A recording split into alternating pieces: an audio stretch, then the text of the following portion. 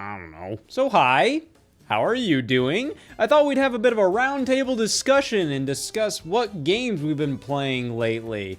I don't know. So I played Red Dead Revolver for about an hour lately, just to get a good amount of footage. I played it on the Xbox Series X. It looked pretty good there.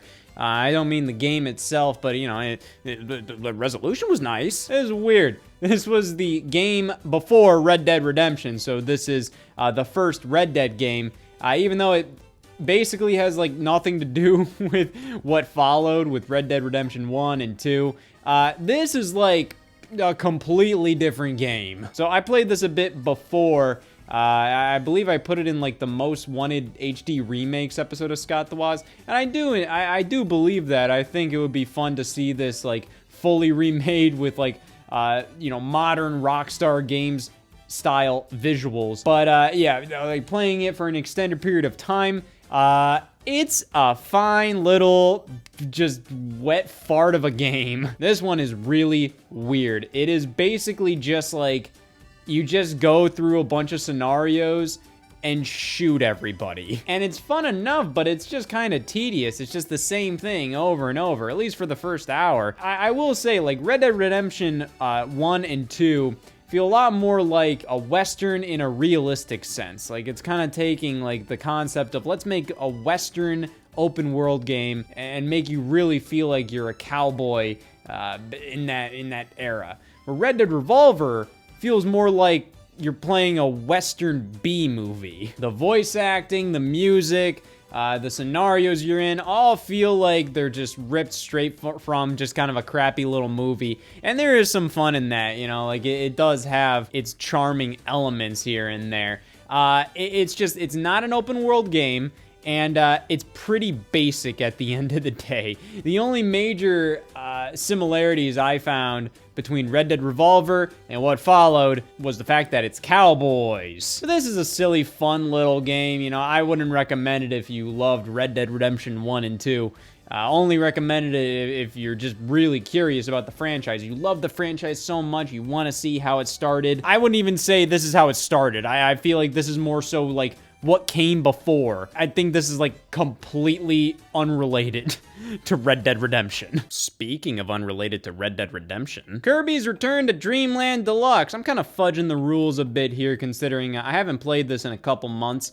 But yeah, I was blasting through this, playing through it. I'll definitely beat it eventually. I think I got to like the final world or two. And yeah, I just wanted to comment on how like cool of a remaster this is. Like, they didn't have to go this hard for Kirby's Return to Dreamland of all games. The game itself, it's fine. You know, it was the return to the classic Kirby formula, and the formula we saw with Triple Deluxe and Planet Robobot and Star Allies. This is a game that didn't need to exist, and I feel like many would agree that there are definitely other Kirby games that I would have preferred to see remade before Return to Dreamland. Because Return to Dreamland is quite good. This is a great game, but it is still pretty like basic Kirby. Like, it's very baseline Kirby, kind of like how a new Super Mario Brothers game is baseline new Super Mario Brothers. Kirby's Return to Dreamland is far more adventurous than any of those games are. I feel like they really cared when they made this game. But at the end of the day, it's still pretty baseline Kirby, especially compared to like Triple Deluxe and especially Planet Robobot. But I still would have preferred to see those games get a remake compared to like this one, because you know, Star Allies is on Switch, and that's also pretty baseline Kirby, but this is far better baseline Kirby than Star Allies, so I'll take it. And I love what they did with this game, man. The new art style with all the characters having these nice big outlines, it's just nice. And like, if you look at the backgrounds and you look at the levels, like they went in and they remade so much here. Like, they really went in and added so much detail. It's basically like they remade it from the ground up. And I'm like, why even do that? It's Kirby's Return to Dreamland. But I am very impressed. This is the best 2D Kirby on Switch, bar none. And the worst 2D Kirby on Switch is... All right, so I just kind of want to talk about this game for a second because, you know, I just got done playing through it. Spoiler alert! Oh, I just want to bitch about boss fights. I got really stuck on the Phantom Ganon boss fight in this game. This is what happens after you get like the 4 regional phenomena. You get all that finished. You go to Hyrule Castle, and then, you know, the boss fight there is Phantom Ganon. At the end of the day, it's actually pretty simple. You know, you're just gonna have to use a piss ton of your arrows. You know, I had probably like 60 or 70 on me at the time, and I blew through them all, but doing that, it's pretty damn easy. If you don't do that, yeah, I wasted about an hour and a half of my life there. I tried to do like a bunch of flurry rushes, but those are hard to time with Phantom Ganon, especially when there's like 6 of them. Whatever, but now I have to find the 5th Sage. I'm about 50 hours in. I assume I probably got maybe like 10 more hours until the credits roll. Maybe. But yeah, I've been playing this game ever since it launched. This is a sealed copy, because I got the physical copy for cheap on Amazon, while I also got the digital copy technically cheaper because I did the game voucher thing with this and Pikmin 4, which I'll talk about. I will talk about Pikmin 4. Yeah, Tears of the Kingdom, what's there to say? I mean, absolutely phenomenal game. Right now, you know, when I'm talking about this, it'll probably be after I make the Tears of the Kingdom Isn't Perfect episode of Scott the Woz. And I'm kind of struggling with it. Not really struggling with it, more so just kind of like, you know, thinking about like, what are my problems with this game? And I kind of think, and it's hard because like when you're kind of forcing that, it's kind of tricky because you're kind of like, okay, is that really a problem or is that just an element of the game design? Because game design is meant to make you uncomfortable sometimes. You're not gonna be like, oh boy, I'm a powerful little bastard, aren't I? Like, no, you're gonna have moments of frustration. You're gonna have moments of annoyance, but that's what makes a game a game. If you're not upset during a game of football or soccer, then what's the point of the game? But I've been kind of thinking about, you know, like the different things that are slightly iffy about the game, mainly because of tradition, because I did that with Breath of the Wild all the way back in 2017, so I'm kind of like, well, I gotta do it with Tears of the Kingdom, especially because I do have a couple little, like, dumb annoyances with this game, but they're annoyances like everybody has. Like, man, some controls in this game are clunk city. Like, the fact when you have, like, the 4 sages, the AI-controlled people, and they're all just running around you all the time, you can dismiss them, but why would he do that? But the one I need the most at that moment is never near me, or they're just charging right ahead. They're gonna fight an enemy. I'm like, come on, guys. The UI is basically unchanged from Breath of the Wild, and I don't understand why. I don't think it was perfect in that game. I think they could have improved upon it, but instead it kind of feels like they just took something that wasn't bad, but I think definitely had some room to just have some, you know, evolution to it, and they just added a bunch of shit to it. The little ability wheel, why is the map there? Why is Amiibo there? Why? I felt like the opening wasn't as good as Breath of the Wild's. Yeah, I have a couple others that I can think of, but those are all like kind of like whatever, you know, who cares? I mean, like, this game has brought me so much like joy.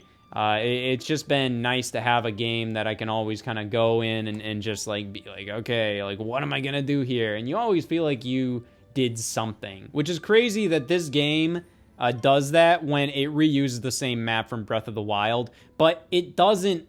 Like nothing is like the same. Like it feels like a completely different map. You know, it looks similar to Breath of the Wild, but it doesn't feel the same at all, which I think is absolutely incredible. I love this game. I think it's definitely my game of the year for 2022. I mean, what the hell else would it be? But to be fair, there is a lot of competition this year. But I think this game is absolutely incredible, and it's been a huge event playing it.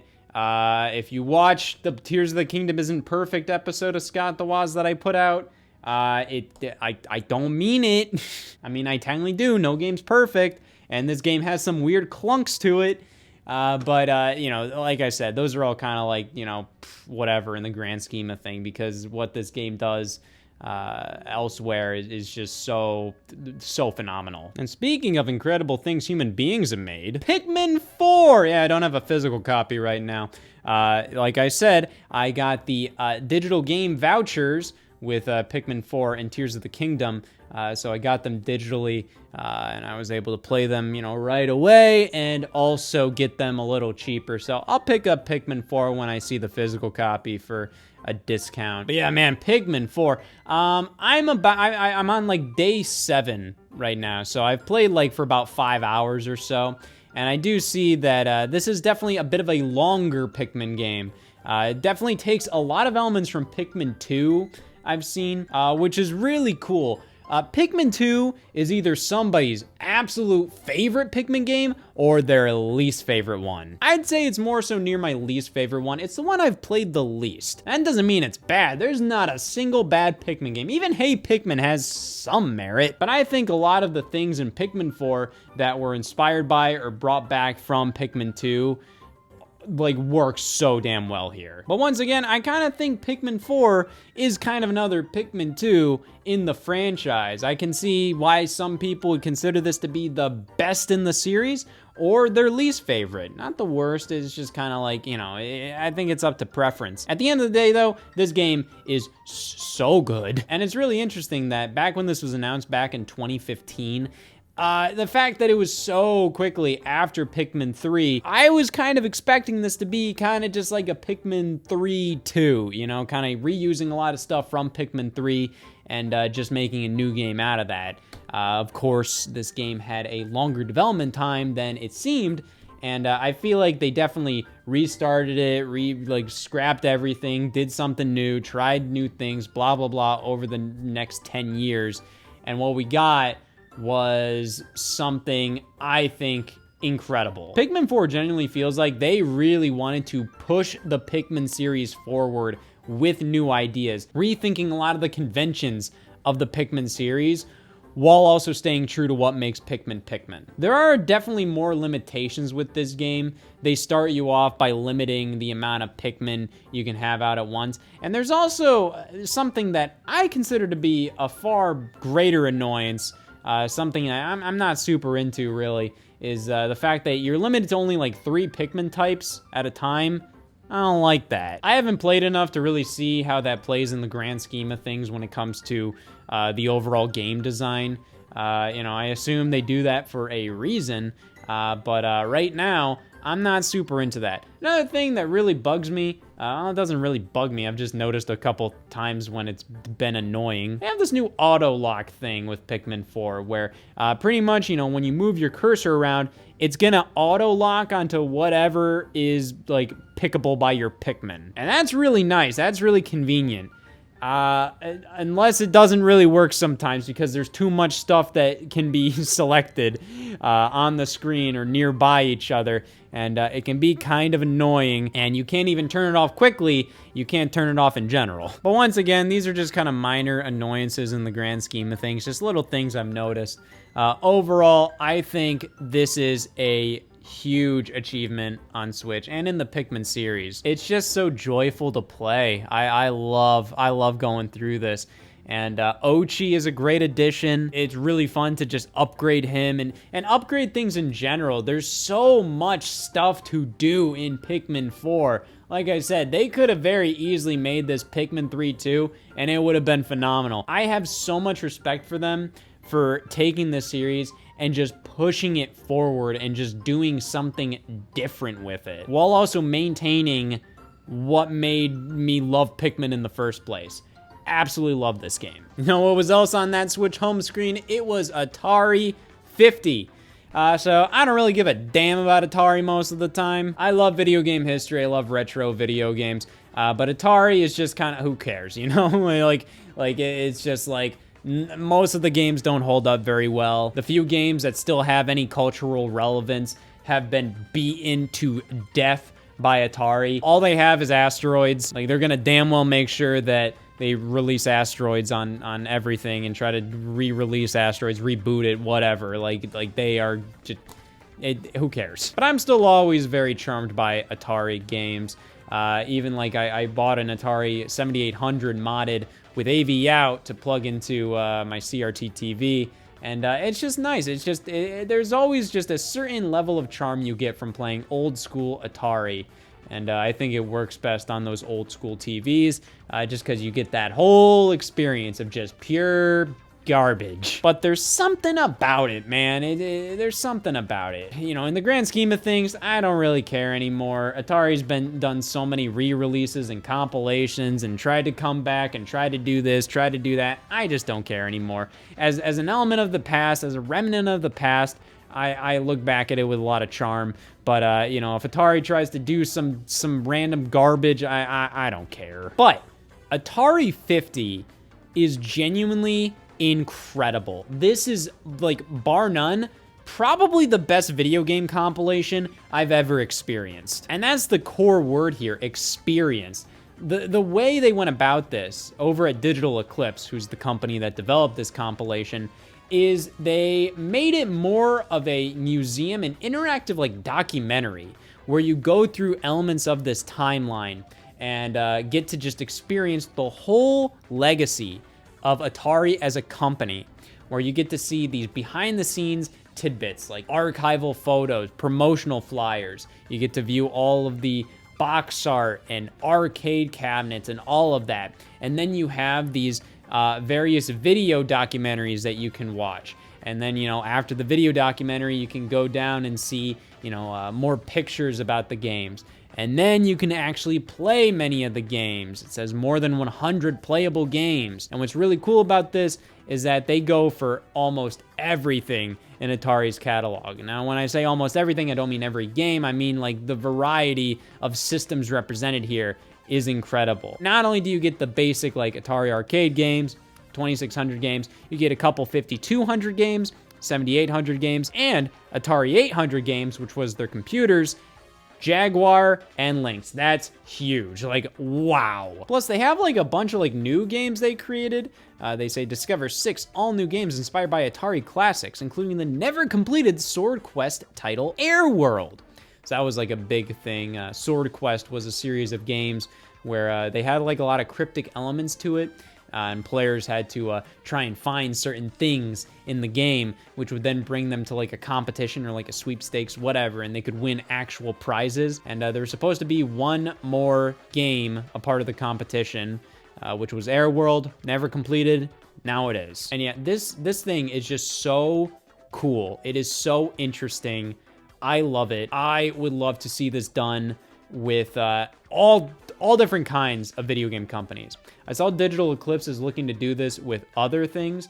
They're looking to do more interactive documentary kind of things like this, where you can play the game and see all like the behind the scenes stuff as well, which is really, really cool. I would love to see this with stuff like, you know, other companies like Sega, or even like Capcom, Square, EA. You know, obviously Nintendo would be like the big one. That would be like, oh my God. But Atari was an awesome way to start off. This is like the definitive retro video game compilation. The amount of love and attention that was poured into this, incredible. All right, man, I'm only human. Of course, I have been playing the DLC in Mario Kart 8 Deluxe. Now, when I say I've been playing the DLC in Mario Kart 8 Deluxe, I mainly mean I play it in the Grand Prix. I try to get like, you know, like 3 stars in the cup, and I'm good, and I'll kind of just play this when, you know, I have friends over, we'll do multiplayer or whatever. But yeah, the Booster Course Pass DLC, which I can never get that name right. I either say Booster Pass Course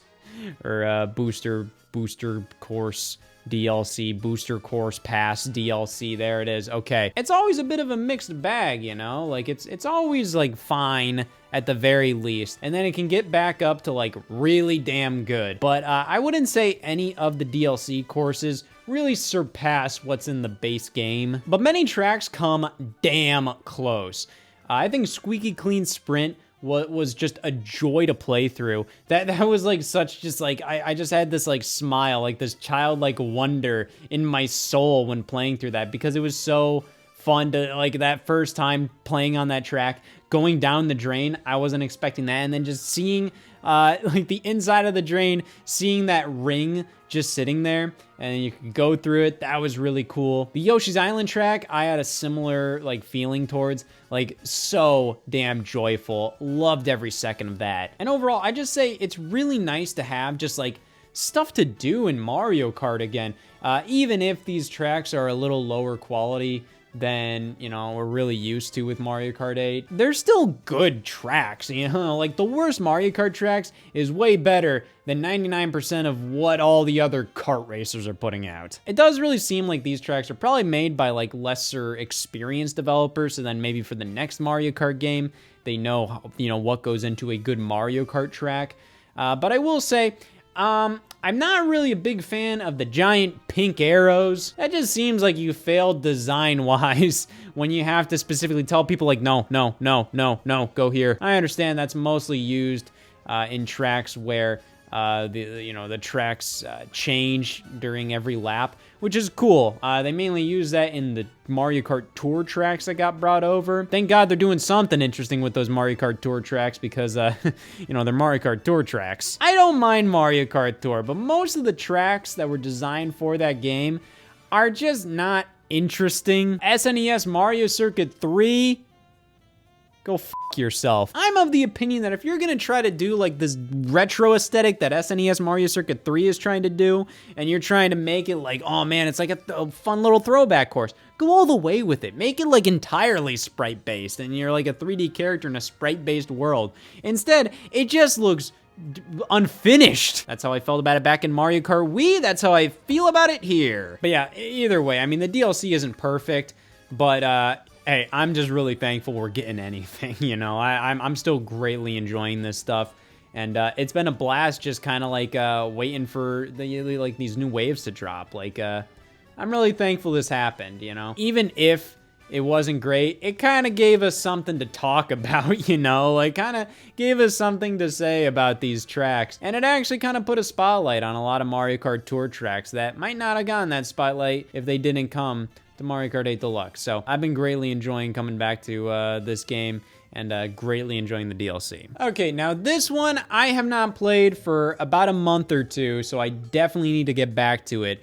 But Resident Evil 4 Remake. Oh my God. Genuinely incredible. Absolutely phenomenal. This sets a new standard for remakes because like it's so damn respectful of the source material.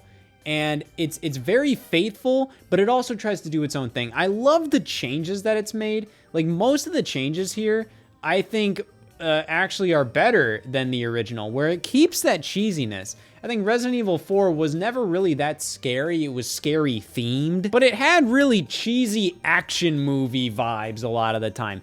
And this one maintains those moments. It refines a lot of the controls of the original, which Resident Evil 4 ages phenomenally well, but you still have to give it some time because the controls do require some getting used to. But once you actually play with them and you understand what the game wants you to do, like, it makes all the sense in the world. You know, you can't move and aim at the same time, but like neither can the enemies. And like everything is designed around your controls, like what you can do, what you can't do. So even if the game feels like, oh man, you know, I wish I could do this, you're never fighting with the game, you know? Remake modernizes a lot of this while also adding a lot more elements, like the fact that your knife can degrade, and you have to kind of consider like, oh, do I parry with my knife, or do I use it to finish off this enemy? Do I use it for this? Do I use it for that? I seriously can't wait to hop back into this game.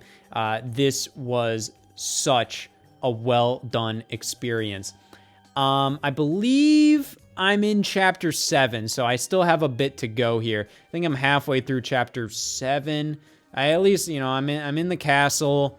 God, I'm doing something. Yeah, I definitely need to pop this back into to at least play a bit, at least finish that chapter so that I know what I'm doing again. But yeah, I've been greatly enjoying my time with this one. Hey, I give a shit about this. What about you? I'm waiting. No answer? Okay. Well, that's pretty much what everybody thinks about Mario vs. Donkey Kong on Nintendo Switch. Yeah, I gotta be honest, this is a strange game to talk about because, like, it's not like there's anything wrong with this game. It's actually quite good, but it's also, like, what is there to say about it? So I will say, like, I kind of have like a weird connection with the Mario vs. Donkey Kong series. Like, it technically started with Donkey Kong 94 on the Game Boy. You know, it's only really called Donkey Kong, but, you know, I mean, there's so many things called Donkey Kong in this world that we have to make that disclaimer. It is Donkey Kong from 1994 on the Game Boy, and it is like the best Game Boy game. Pretty much takes the concept of the original arcade Donkey Kong and turns it into its own like fleshed out single player experience. It's incredible. They pretty much take the concept of like, okay, so you're Mario trying to get to the top of something, like you're trying to avoid obstacles, try to, you know, get through this platforming challenge or solve very light puzzles. And it turned it into like, okay, so let's take Mario and let's have him try to get to a door on like kind of a basically single screen level. And he has to, you know, kind of get through all these little platforming challenges where you might have to solve some puzzles to do so. You know, it's this perfect evolution of the arcade Donkey Kong style of gameplay. And the Game Boy game still holds up like tremendously well today. Like it's still really fun and it works so damn well. Like, this is a Game Boy game you can play till the end of time, and every single time you play it, it ain't gonna feel like a day older than it was when it first released. Other than, like, it's an 8-bit, black and white game. Okay, it looks old as piss, but it doesn't play like it. And for a bit there, I remember hearing a lot of, like, retro game enthusiasts talk about how it's like, man, we need another Donkey Kong 94. When in reality, like, we got that on the Game Boy Advance. It was Mario vs. Donkey Kong. I think it's really easy to forget that Mario vs. Donkey Kong is pretty much like the successor to Donkey Kong 94, mainly because of all the bullshit that followed it. Because after Mario vs. Donkey Kong on Game Boy Advance, we got, like, all that mini mayhem motherfucking bullshit. They aren't bad games, but it's like, at the end of the day, like, after one or two of them, you're just kind of like, what more can you do with this topic? But the original on Game Boy Advance was really cool because, yeah, it was a straight up successor to Donkey Kong 94. Your Mario going through these basically single screen puzzle platforming levels. And, you know, they aren't super single screen. They do kind of pan around and move, but they're pretty tight, compact levels. But that's how I describe that game. It's just such a tight experience. You know, just the way everything's set up. Each level involves like 2 screens. You know, you try to get the key for the first screen, and then you get the mini Mario at the end of the second screen. And then when you're done with that world of levels, you have a mini Mario challenge where, you know, you lead the mini Marios all to the toy box, and then you get the Donkey Kong level where all your mini Marios are kind of like your health points in that fight. It's a great GBA game. Like, not as good as Donkey Kong 94. I think Donkey Kong 94 just has like that charm aspect, and that, you know, the fact that it was like it did it first, and it also had that, you know, pulling the rug out of you, just kind of surprise element, because, you know, the first 4 levels are just arcade Donkey Kong in that game, and then it just goes like, surprise, bitch, here's like a full-ass multi-hour campaign for you to play. Mario vs. Donkey Kong, it's just a very good puzzle platformer. And the Nintendo Switch version is a very good remake of said puzzle platformer. Like, everything is still here, and the only things that they changed were things that, you know, deserve to be changed. Like, there was like this 1-up challenge level that would appear, and in the original GBA game, it like, who the hell cares about that one? But in this one, it's actually like a cool little like challenge level that you have to play through. That's pretty neat. And then they added 2 full new worlds in the game, and they blend seamlessly into the experience. If you weren't told that those were new worlds, like, you wouldn't realize it. They added co-op to the game, which actually works like surprisingly well. It works surprisingly well for a game that was never designed around co-op multiplayer. You know, one other player plays as Toad, and instead of getting 1 key, you have to get 2 keys. You know, so it all works out really well. This is just like a really nice game to play. I've kind of used it as my chill out game. Like, if I'm just like, you know what, I kind of want to play a game, you know, I want to just sit back, enjoy something, you know, I've been popping in Mario vs. Donkey Kong. It's not like a super long experience. You know, if you want to get to just the credits, it's probably like 3-4 hours, which does make it a hard recommend at the $50 price tag Nintendo plopped it at. It's a good game. Like, it's fun, it's well designed. And like overall, I do think it was a worthwhile remake just because playing this game with like full, really high quality HD 3D models compared to the crunchy ass pre-rendered sprites on the GBA, which do have their charm, but it's also like, you know, comparing the two, I'm like, yeah, I'm gonna play this one over that one any day. Like, this game doesn't do anything wrong. In fact, it succeeds. It excels at everything it does. But at the end of the day, it's like, it's still just Mario versus Donkey Kong. It's still just kind of a cute little puzzle platformer. If you see it for like 20, 30 bucks, you know, that's a damn good price for this game. I will definitely say that. It's weird because I've been shitting all over this game, and I really like it. I really don't have much bad to say about it, but I've been shitting all over it. Be honest, that is really damn impressive. So let's keep the good times rolling with another good game I really like, and I'm just gonna shit all over it. Spider-Man 2, I'm a little late to the party on this one. I did buy it at launch, but, you know, it launched the same day as Mario Wonder, and I also had other stuff going on around that time. You know, it was around, like, Halloween season, so, you know, I had to finish up a lot of projects I was working on. So, and you know, I'm a little Nintendo baby boy, bitch boy. You know, I'm probably gonna play Mario Wonder first. Then I did, but, you know, I only played, like, the first, like, hour or so, like, that day on launch day. Then I waited a couple days until I was free again.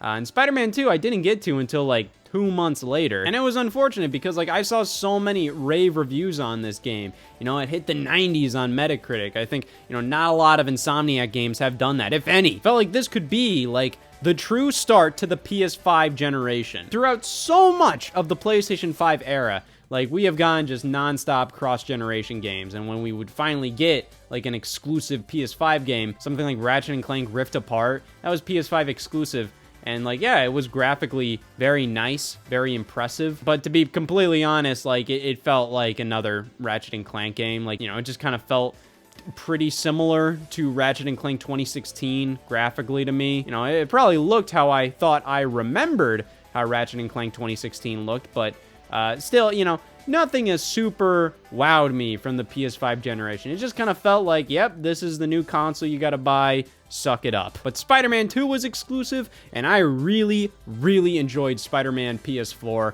and, you know, Spider-Man Miles Morales at the launch of the PS5. They're like the perfect Spider-Man video game experiences. They really, like, went hog wild on making sure, like, Spider-Man PS4 felt like this is like the ultimate Spider-Man game. And then Miles Morales was just a fantastic, shorter adventure, especially for the launch of the PS5. I thought that was like a perfect launch title game because, you know, you get the familiar Spider-Man gameplay, but in a new package. And, you know, they could do a couple new things to really show you what the PS5 can do, especially with that being a cross-gen title. Like, you know, you could compare and contrast Miles Morales on PS4 to PS5, and you could see, like, oh, wow, look how much faster this loads. Look how nicer this looks. All that kind of nonsense. I really enjoyed those games.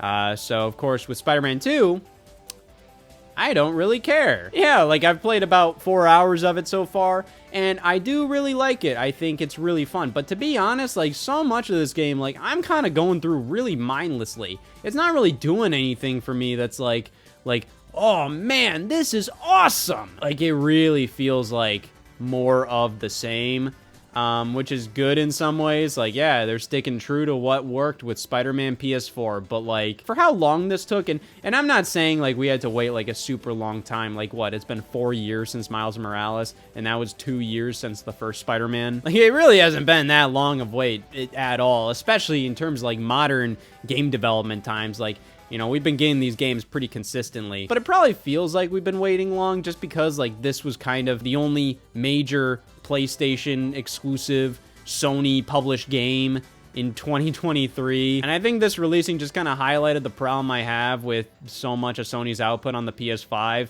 Like, they're great games, for sure, but, like, goddamn, when there's so few of them, and pretty much all of them just feel like PS4 games, like they're sequels to PS4 games, they feel like they could easily run on the PS4. In most cases, they do run on PS4. God of War Ragnarok, Horizon Forbidden West, Gran Turismo 7, like, none of these games really feel like, damn, we've entered a new era for Sony. And even then, like, we don't need to feel like that. But, like, nothing's really exciting. Spider-Man 2, when I'm playing it, I don't know, there's nothing about it that really makes me feel like, oh my god, I'm playing a new Spider-Man game. And, you know, for sure, I will definitely finish this game. I do like it. I think it's good.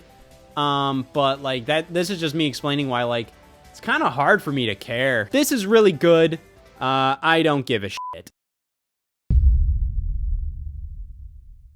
This is really mediocre, and I don't give a shit. Sonic Superstars. Yeah, you know, like, I don't care. I mean, like, to call this a bad game, I don't think it's fair. It's just whatever, man. Like, I just don't feel any passion about this one. And, like, going into it, there's a lot about this that I did appreciate, you know? I think it's good to have kind of like, hey, let's have, like, a traditional 2D Sonic game, 2.5D with the 3D model, so it's pretty much like looking like the classic stages in like Sonic Generations, but just an entire game filled with that. But you have the physics from like Sonic Mania, and like, hey, you have multiplayer in there as well. Like, this just seems like a good idea, but then when you get the actual game, it's just so fucking basic and like mediocre. Like, I'm just like, how were they selling this for $60? It's so weird because Sonic games for a bit there, like starting with Sonic Forces, they all had like a price ceiling of like 40 bucks. There was like Sonic Forces is launching at 40 bucks, and they did that with like Team Sonic Racing as well. And then like they kept with that tradition until Sonic Frontiers, which they were like, no, Sonic games are going to be full price now. And they kept with that tradition with Sonic Superstars, and I'm like, God, this is the same price as Sonic Frontiers? Really? So what are the problems with this game? Well, it just has like a certain lack of polish to it.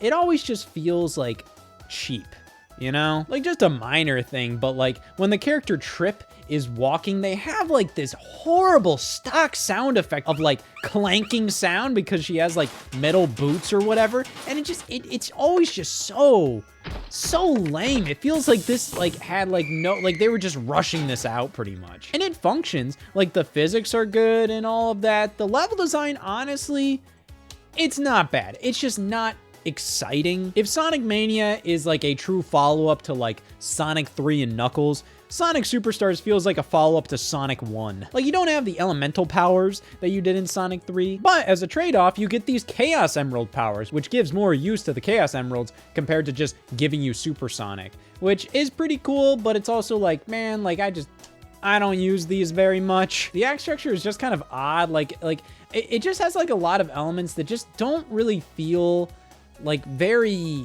coherent, and that is definitely true for the soundtrack. So I think the soundtrack as a whole is pretty good in Sonic Superstars. Then you have like the best tracks done by like T. Lopes. Like it's just so damn good. It's just like, man, it's just like Sonic Mania and then some. You know, T did the soundtrack for Sonic Mania and he nailed it. And then all the tracks he did in this game, he nailed it. And many of the other composers did a great job as well. But I believe like Jun Sonoe, who's been like the head of Sonic music for like forever, basically, headed the soundtrack of this game, and he collaborated with these other musicians to do all these different tracks. But the problem is like Jun's go-to for like these 2D Sonic games is like mimicking the Sega Genesis sound font, and it doesn't sound great. It always sounds a little cheap. I think the melodies are great, but it's just like they just need that extra oomph. So I'm not gonna go like, oh man, his stuff is bad. It's more so like he keeps using the wrong instruments, in my opinion, for like these 2D games. Like he did the same thing for Sonic 4, and like, yeah, that soundtrack always sounded a little gross. It like the melodies were pretty good, but like they just don't sound as pleasant as they should, you know? So soundtrack's a weird mixed bag. Like almost all the time, like the songs are decent songs, but they're also so different from each other. The fact that they use different composers for like most of the zones, it just kind of makes it so then, like, I don't know, it's just like a weird disconnect from level to level. Pretty much the only like collectibles in this game, like, unlock stuff for like the battle mode, which is just pointless. Like nobody cares about the battle mode in Sonic Superstars. The boss fights go on for way too long. The levels, I will definitely say, like, they often surprised me with how unique and neat a gimmick could be. But like all these levels only had like one thing going on in them. Like they'd surprise me with like one element that I'm like, oh, that's kind of cute. But it's honestly because like my expectations are pretty low with this game overall. Like I'm just going in and the level like kind of surprises me with like, oh, that's kind of a cool idea. That's kind of neat. Like they do this whole like rewinding time thing near the end of the game where it's just like you get to the end of the level and then time rewinds and you have to go through the level backwards, but everything's like in reverse. Like that's kind of cool. There's definitely some cool stuff near the beginning that I'm like, okay, like this feels like it's taking 2D Sonic and evolving it. And that's really neat. But it doesn't feel like that all the time. For the most part, this feels like a very bland 2D Sonic game. It's not bad, but like it's just not very exciting for me. Now, another code, Recollection. I don't know, man. This is cool for what it represents more than actually like playing the game. Playing the game, like I don't really think this is my style of game. I mean, it's a super story-based game, but at the same time, like the story doesn't really grip me that awful much. But I think it's really cool that they take this like DS and Wii game where like they pretty much fully remade it to be like a completely different game, but with the same story practically. And I think that's really cool. I think it's cool for the longevity of this series that allows people to play this game and experience the story. It hasn't really gripped me, but I'm gonna try it a little more. I think this is really cool for what it is. It's taking like this completely dormant IP and breathing like total new life into it. But even then, just playing through the game, like it's not like the best feeling game to control. Like it's fine. It does the job. Everything about it is like, it's fine. It's serviceable. I just don't really think like enough about this game is really gripping enough for me to really be like, yep, I'm down to just sit down and experience this from start to end. But who knows, you know? I only played the first 2 hours, so I think I might be speaking a little too soon on that, so we'll definitely see. Now, this is a funny little one. Cyberpunk 2077. Obviously, like, one of the most controversial games of the past, like, decade that have ever released, mainly because, like, you know... They lied. Wasn't really the game they said it would be. However, I picked up the next-gen version, at least on the PS5, to just play the game as, you know, it felt like it should be experienced. And I like Cyberpunk. I think it's a very cool game, but it's primarily only about, like, the world of it. Like, genuinely, when I'm traversing this world, like, there are very few other video game worlds that are as detailed and genuinely like real feeling as Night City feels in Cyberpunk 2077. Like you just see all this stuff going on, all these like animated billboards, all these news segments and stuff. And other games have that, sure, but it just feels so like alive in Cyberpunk 2077. Like the world genuinely feels so lovingly crafted to feel like real. And the fact that it's like not based on like anything in modern times or in, you know, old times or anything. It's about like the future. It's about this thing that doesn't exist, you know? I think that's really, really cool because it really does help you just immerse yourself in this world. The fact that it just feels so lived in, it feels so tangible. I think it's genuinely incredible. And the best thing about this game, everything else is just, it's serviceable. I think it's cool that there's like multiple different like styles you can play as, you know, like a traditional like tabletop RPG where it's just like, oh, do you want to be like a business mogul? Do you want to be like doing dirty business? Or do you want to be from the outskirts of the city or all that? But at the end of the day, like, you know, you end up kind of going in the same place. You end up meeting whatever Jackie Childs and you kind of go through the same thing. Like I've kind of done enough like first playthroughs of like each style to kind of see like, you know, they all kind of go in the same place. It's not like you're getting like a totally different experience or a totally different game every time. But overall, like, yeah, I do quite like Cyberpunk, but that like mainly comes from the world. I think the world is like incredible in this game. But like everything else, like the gunplay, the RPG elements, all of this stuff, like it's all pretty good. But, you know, it's mainly about the world with this one. I've been playing Princess Peach Showtime. You can tell I'm interesting, huh? I never had the highest hopes for this game. I never thought it was gonna be bad, but, you know, like, I just didn't really get a good grasp on, like, what this game's direction was throughout all the trailers Nintendo showed up to release. Like, I'm down for a Peach game. I'm down for a game starring any of the Mario characters. Fucking Coops, I don't give a damn. And Peach already had a game with Super Princess Peach, which was, you know, a great, like, idea, but, you know, the execution with Super Princess Peach was just kind of dumb. Just the concept that you finally give Princess Peach her own game, and all of her powers revolve around her crazy emotions. It just felt a little,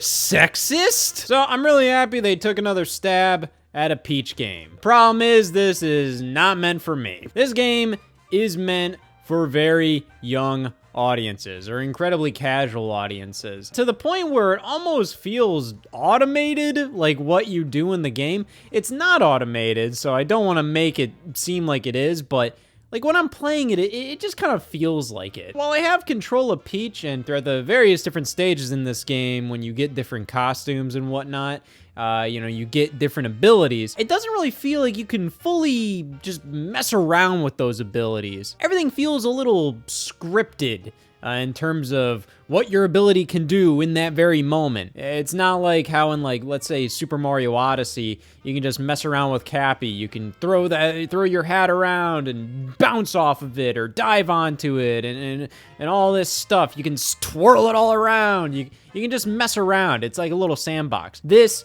is incredibly linear and incredibly strict on what you can do with your abilities. It's very much like, oh, you're a sword fighter here? Pretty much just fight the enemies in front of you. And in terms of, like, a parry attack in the game, like, you can parry, but it feels very, like, I don't know, it just feels weird. It doesn't really feel like it's me who's doing it. It feels like I'm just kind of mashing the attack button throughout it all, you know? Like, this is very much in line with the other, like, easy beginner Nintendo series, stuff like Yoshi and Kirby, which, you know, hey, turns out the developer of this game is Goodfeel, and they have made Yoshi and Kirby games. But this feels like it's, like, at the very start of it all. Like, this is baby's first video game in many ways. That's not saying it's bad, but again, like I said, like, at the very start, when this game was first revealed, I felt like it kind of lacked a general direction, and it feels like they went for more variety in terms of, like, oh my god, okay, put on this costume, and then go through this level, and, like, look at all these costumes with all these different abilities, and it's kind of like, yeah, you have all that stuff, but, like, none of it's very deep at all. It's not super engaging. It's just kind of a cute little game that if you just kind of want to play through something a little easier, here you go. But my lord, how did this game get stuck with an E10 plus rating? All while this game still gets an E rating, and this one has kissing in it. And I'm also going through the Paper Mario Thousand Year Door remake on Nintendo Switch, and yeah, it's pretty damn good. This is in this weird state where, like, I'm not really sure what to say about this. It is a fantastic remake of Paper Mario. There has been some controversy surrounding it, mainly because, you know, the original GameCube release was at 60 frames per second, and this one runs at 30. I don't really give a damn. It's Paper Mario, you know, like, it doesn't really need a high frame rate, and even then, like, it's not like the frame rate is low here. You know, it's consistently at 30 frames per second. I've never seen it dip. But at the same time, I kind of almost feel like it could have been a stylistic choice because they kind of wanted it to be a little less smooth. You look at the original GameCube game, and that thing is buttery smooth in terms of, like, animations and just how everything flowed. But, you know, like, that also made it look less like paper, I guess, where, like, 30 frames can probably look a little more like stop motion or sketchy, kind of like, you know, like if it was actually made out of paper. The original never looked bad. I don't think it necessarily needed a full-blown remake like this. They could have very easily just like remastered it, done like what they did with like Pikmin 1 and 2 on Switch, where it's by and large like a port of the originals. But no, I think this is definitely what the Paper Mario series needed, and I think doing a full-blown remake really goes to show that, like, hey, they really do value the fact that people consider this the best of the Paper Mario series. And I'd say, yeah, I would agree. This is the best Paper Mario game. It's almost kind of boring to say that. It's almost like, oh my god, you know what my favorite thing in the world is? Good shit. And I think remaking it also allows them to just kind of like sell this as if it's just, hey, it's the new Paper Mario game. You know, like I feel like this is one of these games where kids can pick it up and they won't even know that this is an old game. Kind of brings me back to the Game Boy Advance days when they would just re-release all these Super Nintendo games. And, you know, as a kid, I was none the wiser. I didn't know these are old-ass games being remade, repackaged for me, and I just thought I was playing a Mario game. So yeah, there's really not much I have to say about this other than it is a great game. It has such a wonderful sense of adventure, and it feels like you're upgrading yourself and just adding to your arsenal of partners and abilities, like every single moment. It genuinely feels like a really grand quest, something that other Paper Mario games have done. You know, hey, like you have the naughty ones, you know, Paper Mario Color Splash and Origami King. Those do their own thing, and I like those games to an extent. And in some areas, just some, nothing crazy, I do feel like, you know, they are better than the Thousand Year Door, and I'll tell you what those are right now. Environmental puzzle solving, I feel like is better in those games.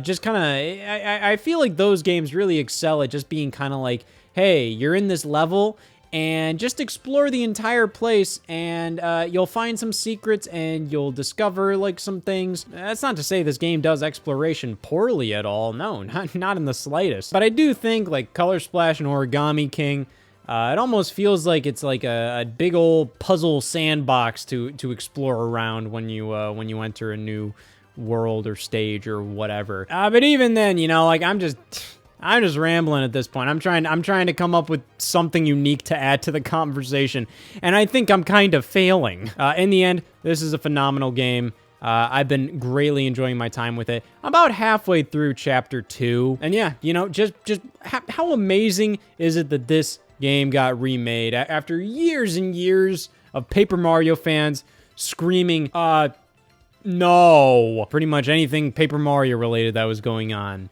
And look at that, we finally got the Thousand Year Door again, which does show, hey, these developers are listening and they are willing to do something like this again. You know, it's a little lame that their solution was just to do this again instead of doing like a true follow-up. But it's not actually lame at all. It's just kind of like, I hope something follows this that is not afraid to do something original like the Thousand Year Door instead of relying on just pre-existing Mario lore like what Color Splash and Sticker Star and Origami King has done. So yeah, I've been really loving this game. In contrast, yeah, I forget where I put the case for this game, but Endless Ocean Luminous. I think it's really cool that Nintendo returned to a, you know, a somewhat forgotten series on the Wii. You know, actually, when this game got announced in February of 2024, I kind of did my little Wikipedia binge. I just wanted to look up the Endless Ocean series and all this stuff, and I found that the Endless Ocean series is kind of a spiritual successor. The Everblue series. Now, this was also done by the game developer Arika, and it was published by Capcom. And here we have Everblue 2, which is the only damn Everblue game that ever came out in North America. Yeah, it's one of those weird cases where they just said, F it, we'll just call it Everblue 2 in North America, even though North America never got Everblue 1.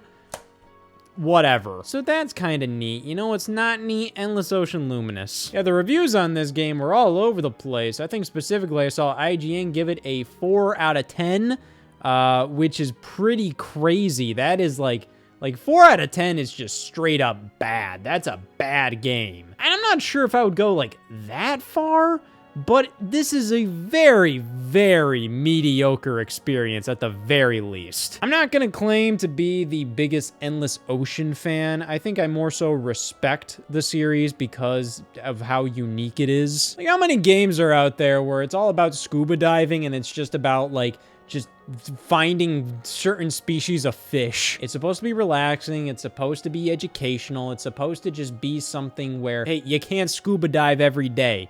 This is kind of a unique experience. And yeah, like, honestly, the Endless Ocean series, even though I'm not into it, games like that are kind of why I love Nintendo as much as I do. It's like, you don't really see any of the other video game publishers, especially the console manufacturers, really putting effort behind funding experiences like that. It's all about what'll make the most money. I can tell you for a fact, Endless Ocean ain't doing that. So, hey, props to Nintendo for this kind of stuff. But I just feel like this was a pretty mismanaged project. This feels like an incredibly budget release. This feels like a couple steps down from the Wii games even. I remember the Wii games had like a story with voice acting and all of this. This game does the bare minimum. You have like this text-to-speech program narrating the story for you. They say it's like, hello, I am your artificial intelligence, like a Siri-like thing that you talk to that tells you everything you need to know about scuba diving. And then you see like your partner, your rival show up, and he doesn't voice act at all. He doesn't say anything. He just says everything through text. In comparison to the Wii game, like, you didn't have that. Like, you had full-blown cutscenes and everything, or at least like just like NPC dialogue box. I don't know, man. It's just doing a side-by-side. There's a big difference. And part of me feels like the jump to HD really does highlight how much more on a budget we are than during the Wii days. This feels like a Wii game that is being run through an emulator where everything's in a higher resolution now. The animations are stiff, the model quality isn't ideal. The ocean itself doesn't look that great. It's not like you're really getting like this vast, amazing experience. It's not like a National Geographic video of like the ocean and how beautiful the ocean is. For the most part, it looks like just like a desert underwater. But what I think is the worst part here is the procedurally generated maps. So this was kind of shown as a bit of a selling point for Endless Ocean Luminous. The fact that all the maps are procedurally generated. It's different every time. The changing ocean. I just think that makes this so unappealing. Just going for a dive and just trying to find all these different species of fish and underwater life, when it's all just kind of like random garbage just placed wherever. You know, it doesn't really feel like it, but it's also like, the fact that I know it's all procedurally generated, I know I'm not really exploring much. What am I trying to find here? What am I trying to explore? What's interesting about this? And honestly, at the end of the day, nothing. Nothing's really interesting about exploring a procedurally generated ocean map. And there's nothing really to do other than scan species of fish. I don't know, man. I mean, I'm not gonna act like there's no value to this, but I do know the Endless Ocean games on Wii had far more going on than this one does. I still respect it, but at the end of the day, Endless Ocean Luminous feels like a pretty cheap effort to bring back Endless Ocean. The procedural generation and including online multiplayer kind of feel like just cheap ways to make this thing seem like there's a lot of value in this package. Like, oh man, it changes every time, and oh, you can explore the ocean with your friends. But like, oh, it changes every time. It's not like a game designer went in and genuinely designed the ocean floor to be interesting to explore. It's just a bunch of random shit placed on the ocean floor. And it's like, okay, it's kind of cool that I can just dive with some friends, but at the same time, what are we doing? Like, the game is already not very entertaining to play by yourself. Like, what's the goal at that point? It's almost like you're just in an underwater chat room. I don't know. So, yeah, Endless Ocean Luminous, not good. In contrast, A Way Out. Me and my girlfriend Kate played this game on Xbox Game Pass. And this is one of the games that I actually played without any intention of making a video on. So that was a great feeling.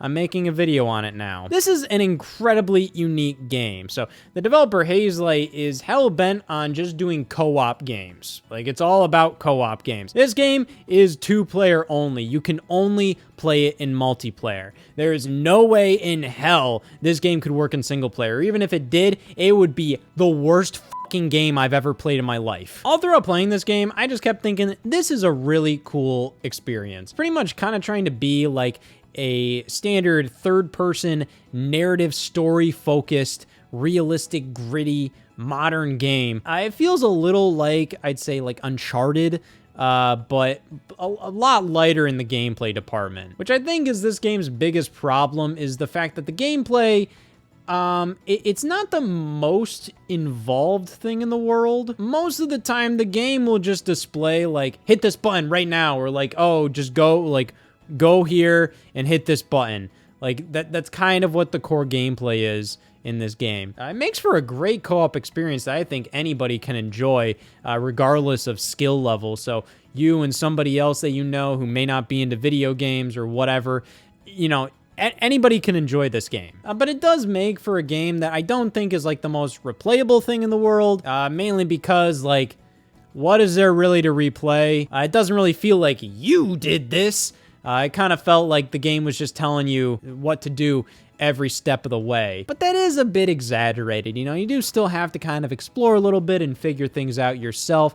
For the most part, though, the game is very linear. The game is very much about just like, hey, do this right now while your partner does this. And it all comes together to create an incredibly unique experience. I just love the fact that they said, like, hey, let's do like a narrative-focused co-op game that can only be played via co-op. With that being said, the narrative itself, you know, I was definitely very much engaged. It's all about, hey, like, two guys, we gotta get out of prison and we have to get revenge on the guy that put us in here. Of course, as things go on, and the ending, my jaw dropped. It had a bit of a twist that's just like, what? But then, like, if you sit on that twist for a little bit, you kind of start to think, like, how much does this really make sense? This kind of feels like it was just kind of meant to, like, be a twist for the sake of a twist. Like, oh, like, of course this would happen, but you're not expecting it to happen.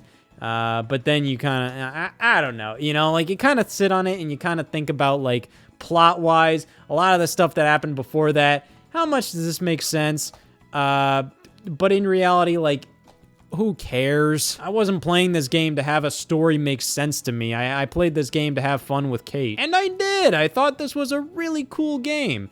Not the most replayable thing in the world. It's pretty quick to breeze through. You know, you can get through it in like 5-6 hours or so. But it did feel like there was a lot more to the levels. They have little mini games you can play that are just all co-op focused. It's all about you and the person you're playing with just having a good time and experiencing a video game together. It feels like, hey, let's take something like Uncharted. And I know I keep comparing this to Uncharted. It's kind of like the immediate comparison I have. You know, here's a third-person action-adventure kind of game.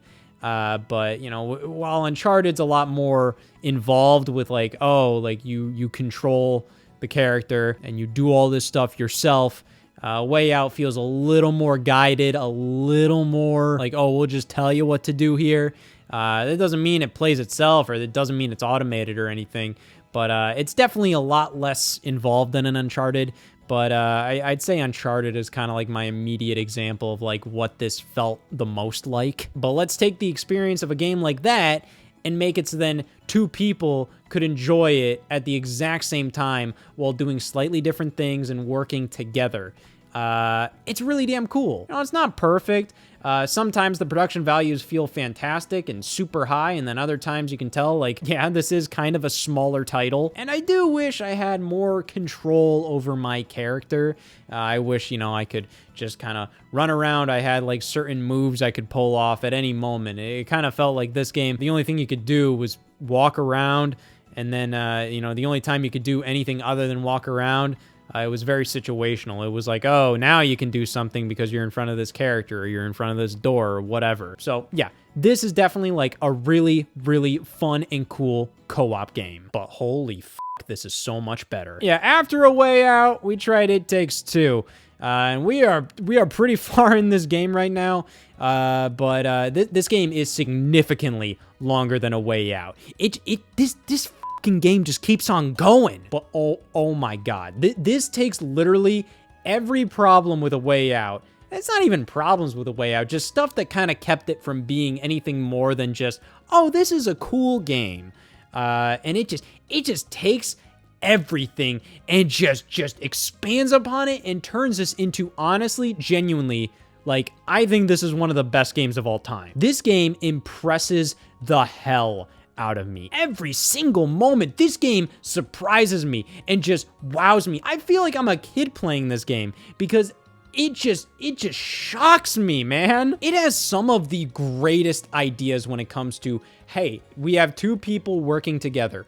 What are we gonna do? Whereas A Way Out felt very restricted, you know, like I said, it kind of just felt like all you could do was walk around, and you know, the actions you could perform were contingent on just where you were in the level or what you were doing in the story. It Takes Two, you can run around, you can jump, double jump, dash, and you get like a brand new ability in every single level that's unique to your specific character, while your partner has a completely different ability that, you know, you have to work together in some of the greatest level designs of all time. This game is crazy, and it just keeps going, and they just keep giving you more and more amazing ideas. It's genuinely incredible. It's really hard for me to just kind of like ramble about this game without just repeating the same things of like, it's incredible, it's incredible, it's amazing, it's incredible. But that's how I feel about this game. We're like 10 hours in or something, and like, I think there's like a good chunk left. It's one of the smartest games I've ever played. Like, it utilizes the co-op mechanic better than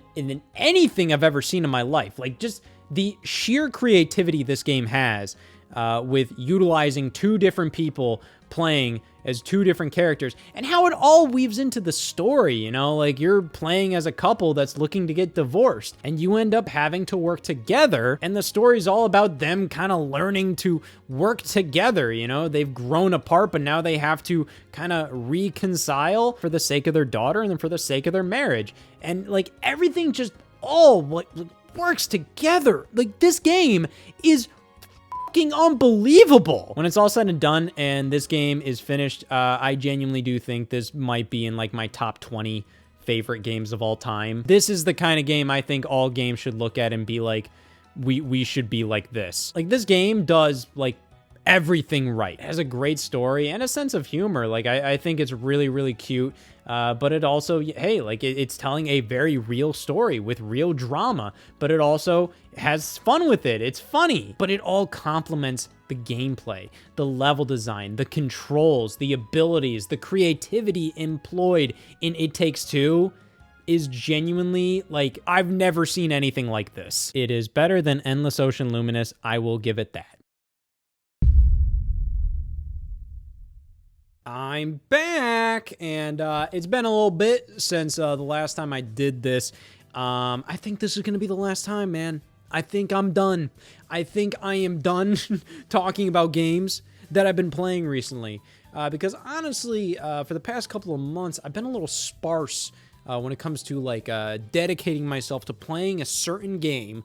I think the main game that I really committed myself to going through the entirety of was Luigi's Mansion 2 HD, because I have very poor skills when it comes to finding ways to delegate my time. Because why the fuck would I dedicate so much time to playing Luigi's Mansion 2 HD? My lord. I'll talk about that in a bit. But yeah, I mean, like, these are a bunch of the games that I've played. You know, I've obviously played a little bit more, but these are games that I definitely have something to say about. And yeah, the first one I want to talk about is this delectable little gem. I've been playing a lot of this with Kate lately. It's Super Mario Party Jamboree, and wow, I mean, we're back. I mean, we can take a look at the Mario Party series pretty much ever since like 8DS, like after that, like we really haven't had a true winner. Mario Party Star Rush had like some cute ideas. Super Mario Party, you know, like, it's really easy to just trash on that game, and justifiably so in many ways, but at the very least, like, you know, they were going in the right direction. And then Mario Party Superstars is great, you know, I really do like Mario Party Superstars.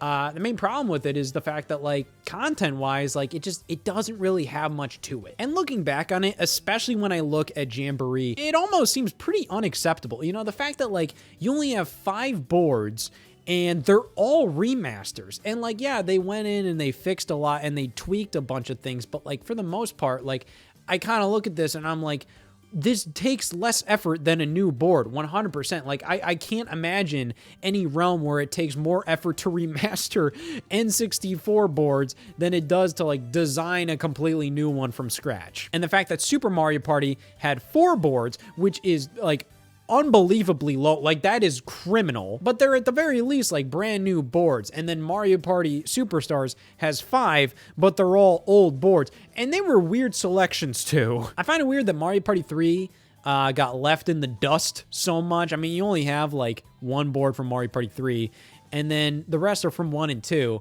And 2 has some good ones. 1's boards are just very simple. Like, they can be fine, but it's like, my lord. Like, have you played a Mario Party 1 board lately? You have if you've died from boredom, so if you have recently, good for you. You've played Mario Party 1 boards. I love Mario Party 1. It is kind of the ultimate fuck you party game. But yeah, the boards in that game are pretty dead simple. And the fact that Superstars also doesn't have, like, any real, like, extra modes, and it also has, like, such a small amount of characters, especially compared to Super Mario Party, which really was, like, top of the class when it came to, like, a character lineup. Like, that was the best character lineup Mario Party had ever seen. And I'm not necessarily a huge fan of, like, Mario Party games having, like, an abundance of modes, because, like, it just feels like it detracts from the core experience.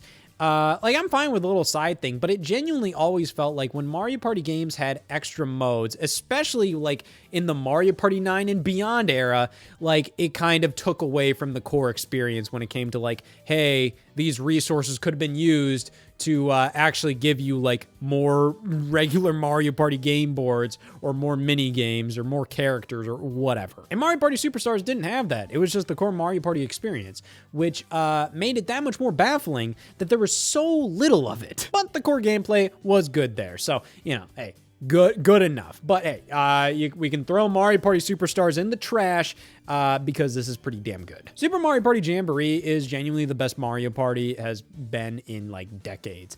I would say this is probably, like, at least in the top, I was gonna say 10, but, like, that's also, like, I feel like some bad Mario Parties are technically in, like, the top 10 Mario Parties. I'd say top 5, to be honest. There is so much in this package. It is genuinely really impressive. And most of it is really good. Like, I love most of the boards in here. I honestly don't really have a problem with any of the boards in this game. I think my least favorite is, like, Roll'em Raceway. Like, there's some interesting strategies you can do. The star is only ever in, like, 1 of 2 places. Like, it's always going to be in, like, one place or another. It's not randomized. There's a strategy you can do where, like, oh, if you're far away, there's a unique item on that board where you can roll, like, turbo dice and just blast right up to the top. But, you know, you won't stop for anything. You won't stop for the star. You won't stop for anything. So you can, you know, do a bit of risk or reward on that roll. But you'll have to consider, like, oh, is there somebody that'll get the star before me? So maybe should I take this route where the star will appear after somebody already gets the star, like, on the other route? I don't know. Like, I'm kind of just rambling at this point, but, like, yeah, you know, that map is solid, but it's definitely kind of more of, like, a once in a while kind of deal. I couldn't imagine playing, like, a 50-turn game on that one.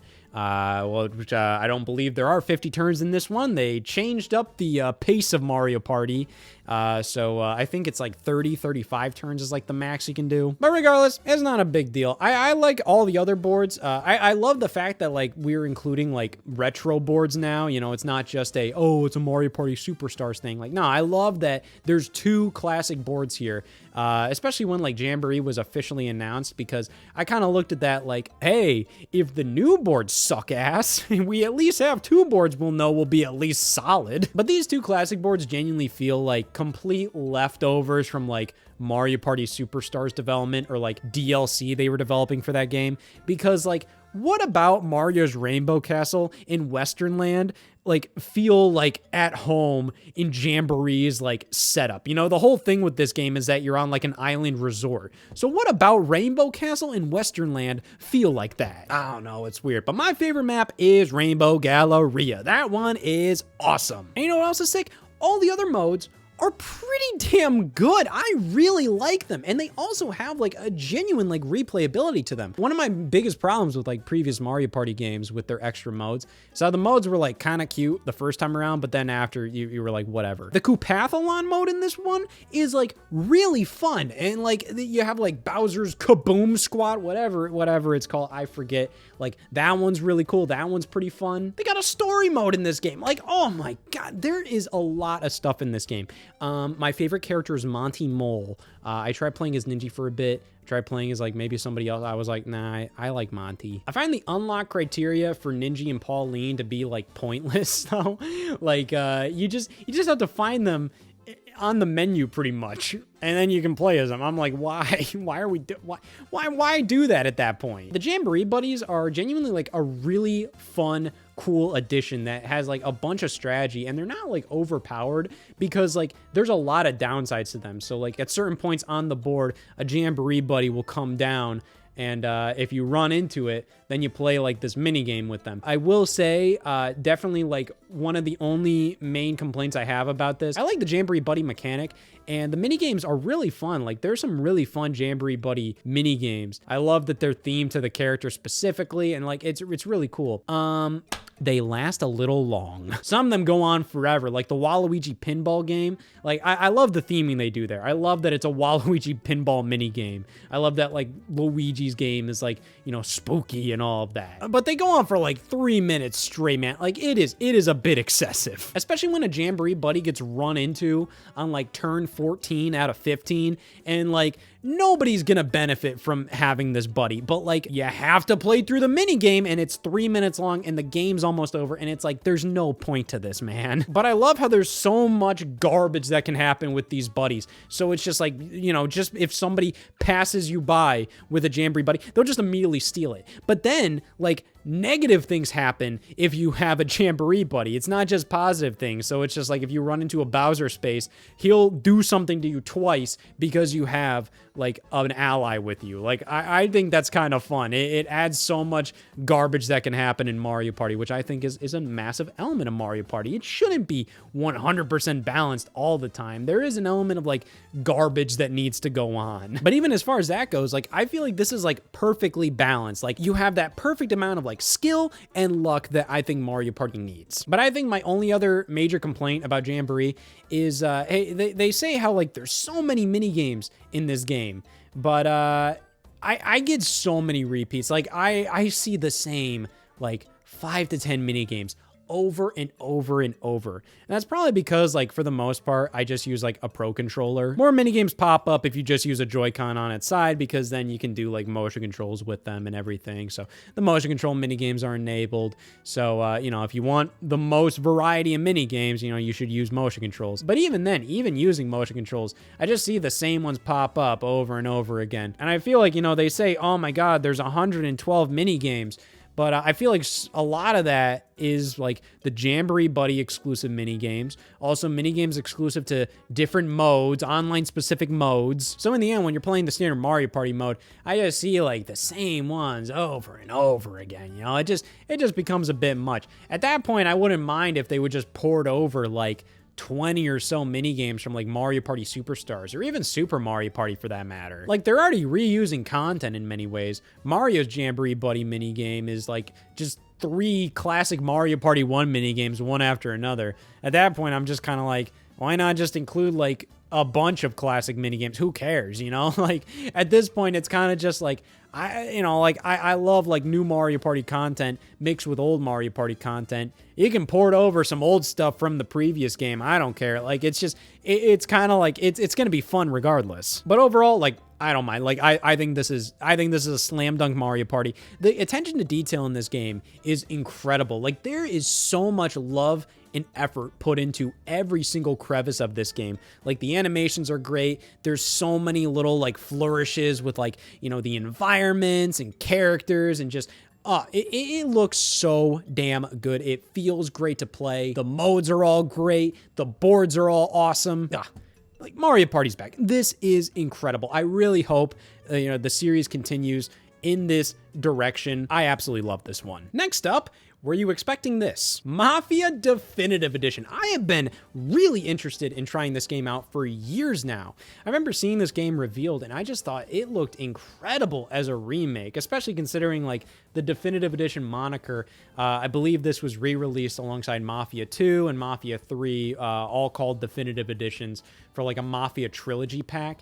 And just comparing all of them, you know, Mafia 2 Definitive Edition was more of like a remaster, and Mafia 3 Definitive Edition, I think, was more of kind of like, oh, it includes all the DLC or whatever. But just comparing that, Mafia Definitive Edition, you know, this is like a 2001, 2002 PC, Xbox, PS2 game, and just the work they put into this, like, it looks like incredible. This looks like such like a completely different modern game. But then it made me look back at the original Mafia and I'm like, wow, a lot of like the core of this was still all there. It just made me respect this series a lot more because I never really knew a ton about Mafia. I just kind of thought it was like a bit of like a GTA clone or something like that. And I feel like a lot of people think that, but this recently hit Xbox Game Pass, and that gave me an excuse to be like, you know what? It. I'm gonna give it a go. And I played like a good like 5+ hours of this game, and yeah, I enjoy it. I think this is a really cool, fun experience. Notice I say experience because the game is it's fine. There's nothing about the game portion of Mafia that's like bad.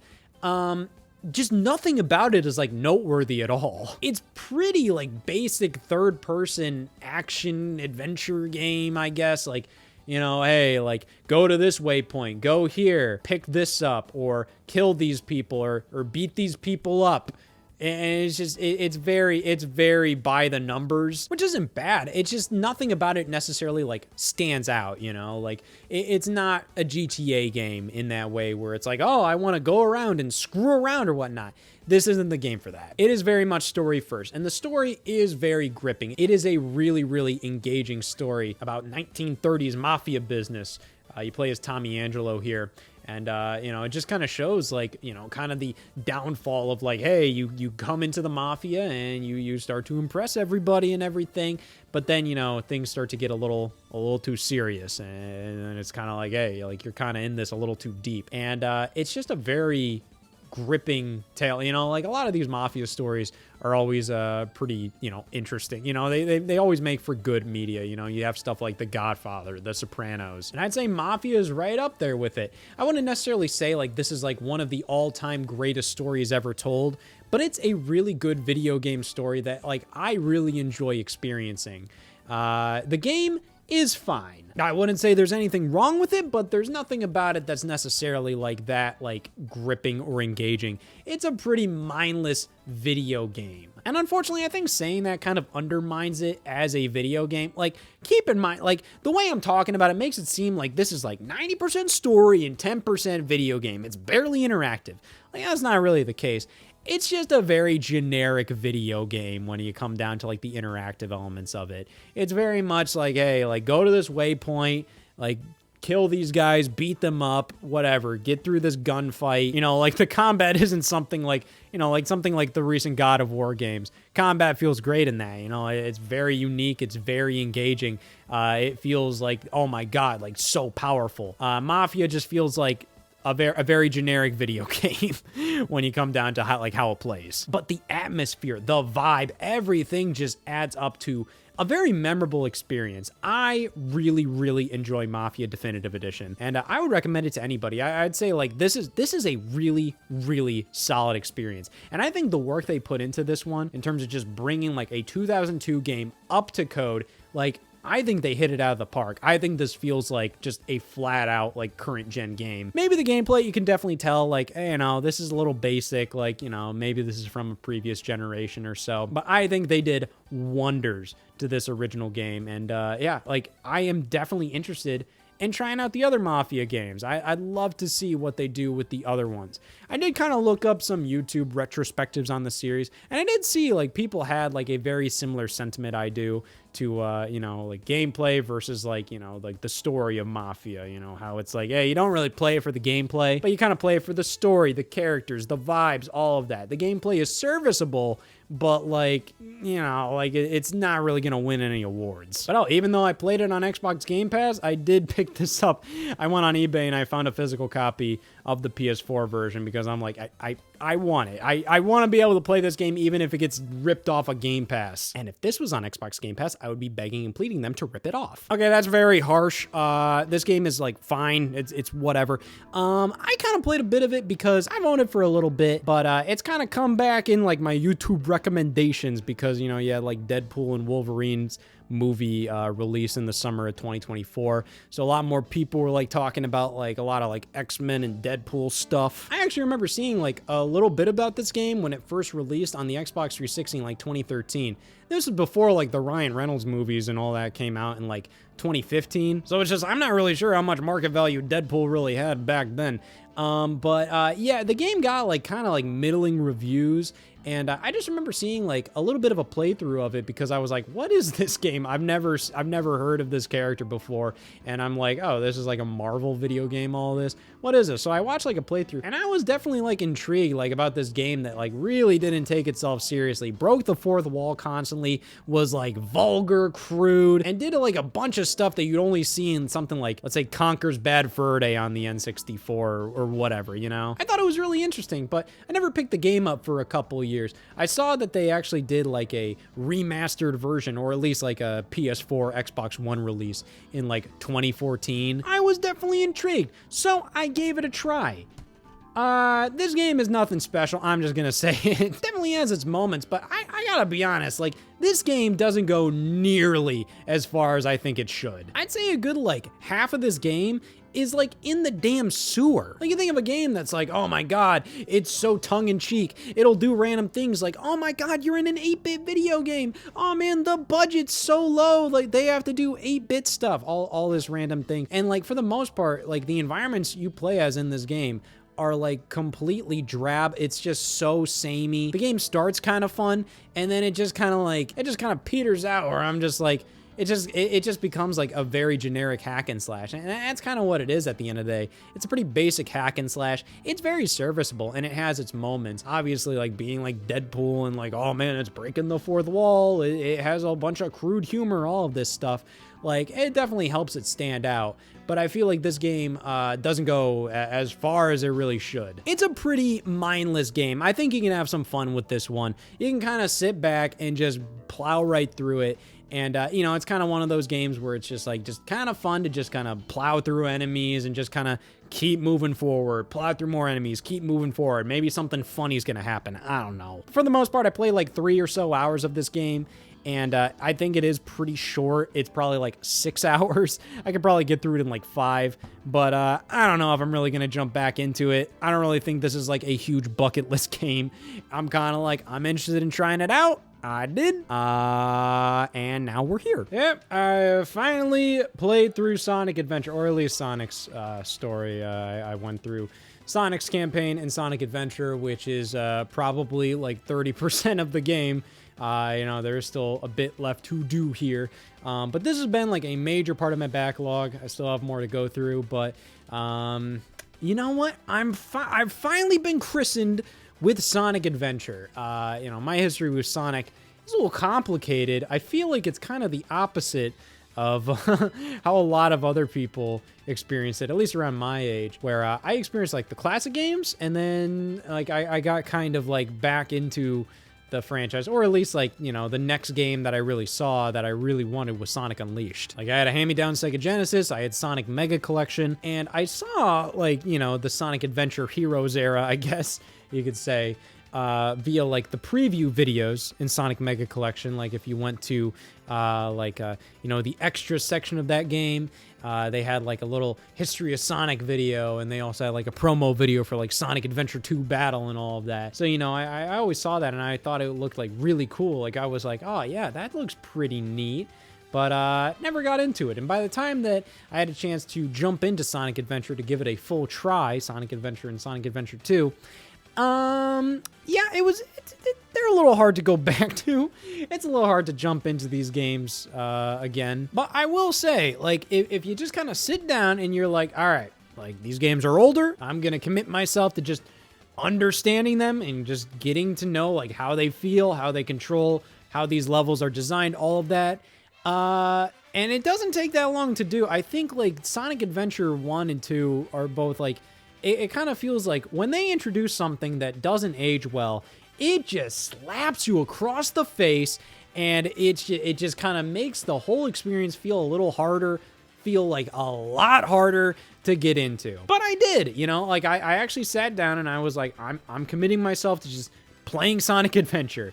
And when I did that, like, it made me respect the game a lot more. Definitely not my favorite Sonic experience. Like, I don't really think this is going to be something that I'm going to replay constantly or whatever, but I respect it a lot more.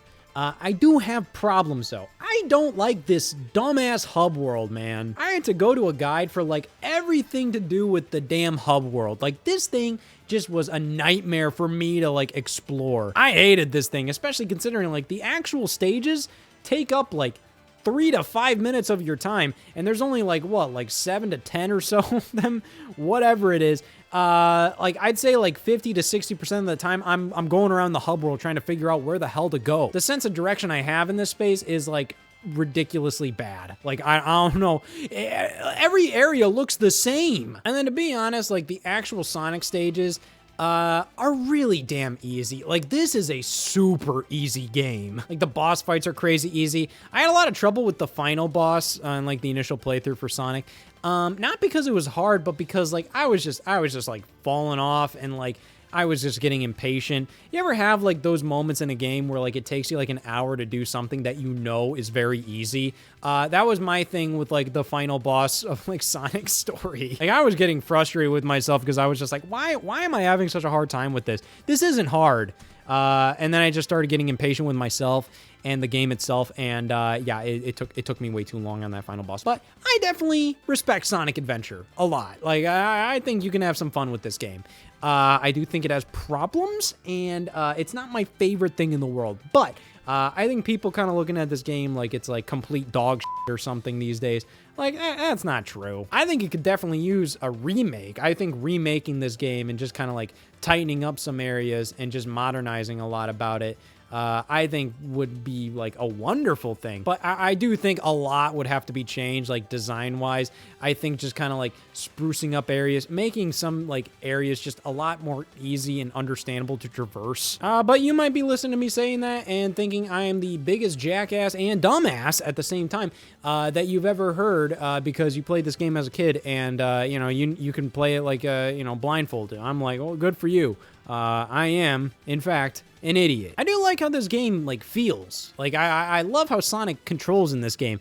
It feels, like, very smooth, a little slippery, but, like, still, like, you have full control of Sonic. You feel like you have full control of Sonic. I think that's, like, the big thing about this. The spin dash is, like, really fun to pull off here, too. But I will say, like, you know, hitting enemies with, like, your homing attack doesn't feel very impactful in this game, especially compared to like future games. Like if you play like Sonic Generations or something, like it feels like boom, I hit that enemy. And I will definitely say like the boost formula of Sonic, you know, I feel like is a little more fun for me personally. Like comparing like a 3D stage in Sonic Generations or Sonic Colors or Sonic Unleashed or whatever, comparing that to you know, a 3D stage in Sonic Adventure, I think it's cool how much like Sonic Adventure has like, you know, you have a lot more control of Sonic, but I do kind of feel like the boost stages in those Sonic games are just a lot more like, there's a lot more going on. There's a lot more like reactionary gameplay. Like, oh, I gotta go here at the right time, and I gotta jump here at the right time, and I gotta do this, and there's this path I can take. The Sonic stages in Sonic Adventure, for the most part, I kind of feel like I'm just kind of holding up and jumping. It doesn't really feel like there's a lot going on, to be perfectly honest. But hey, that is just a complete Sonic Adventure novice's take on Sonic Adventure. But I will say, I didn't have a horrible time with this game. I thought it was decent, you know, like it was a lot better than I ever gave it credit for. I always kind of thought it was like, hey, this game doesn't really age that well, and it's not really my thing.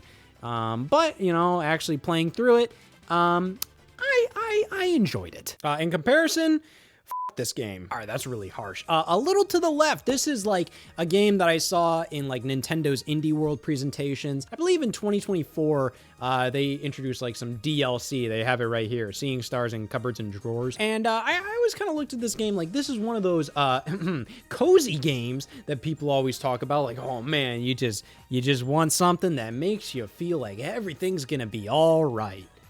This is not that. This game gives me anxiety. I got this game because I kind of wanted a little chill out game, you know, something I can maybe play before bed.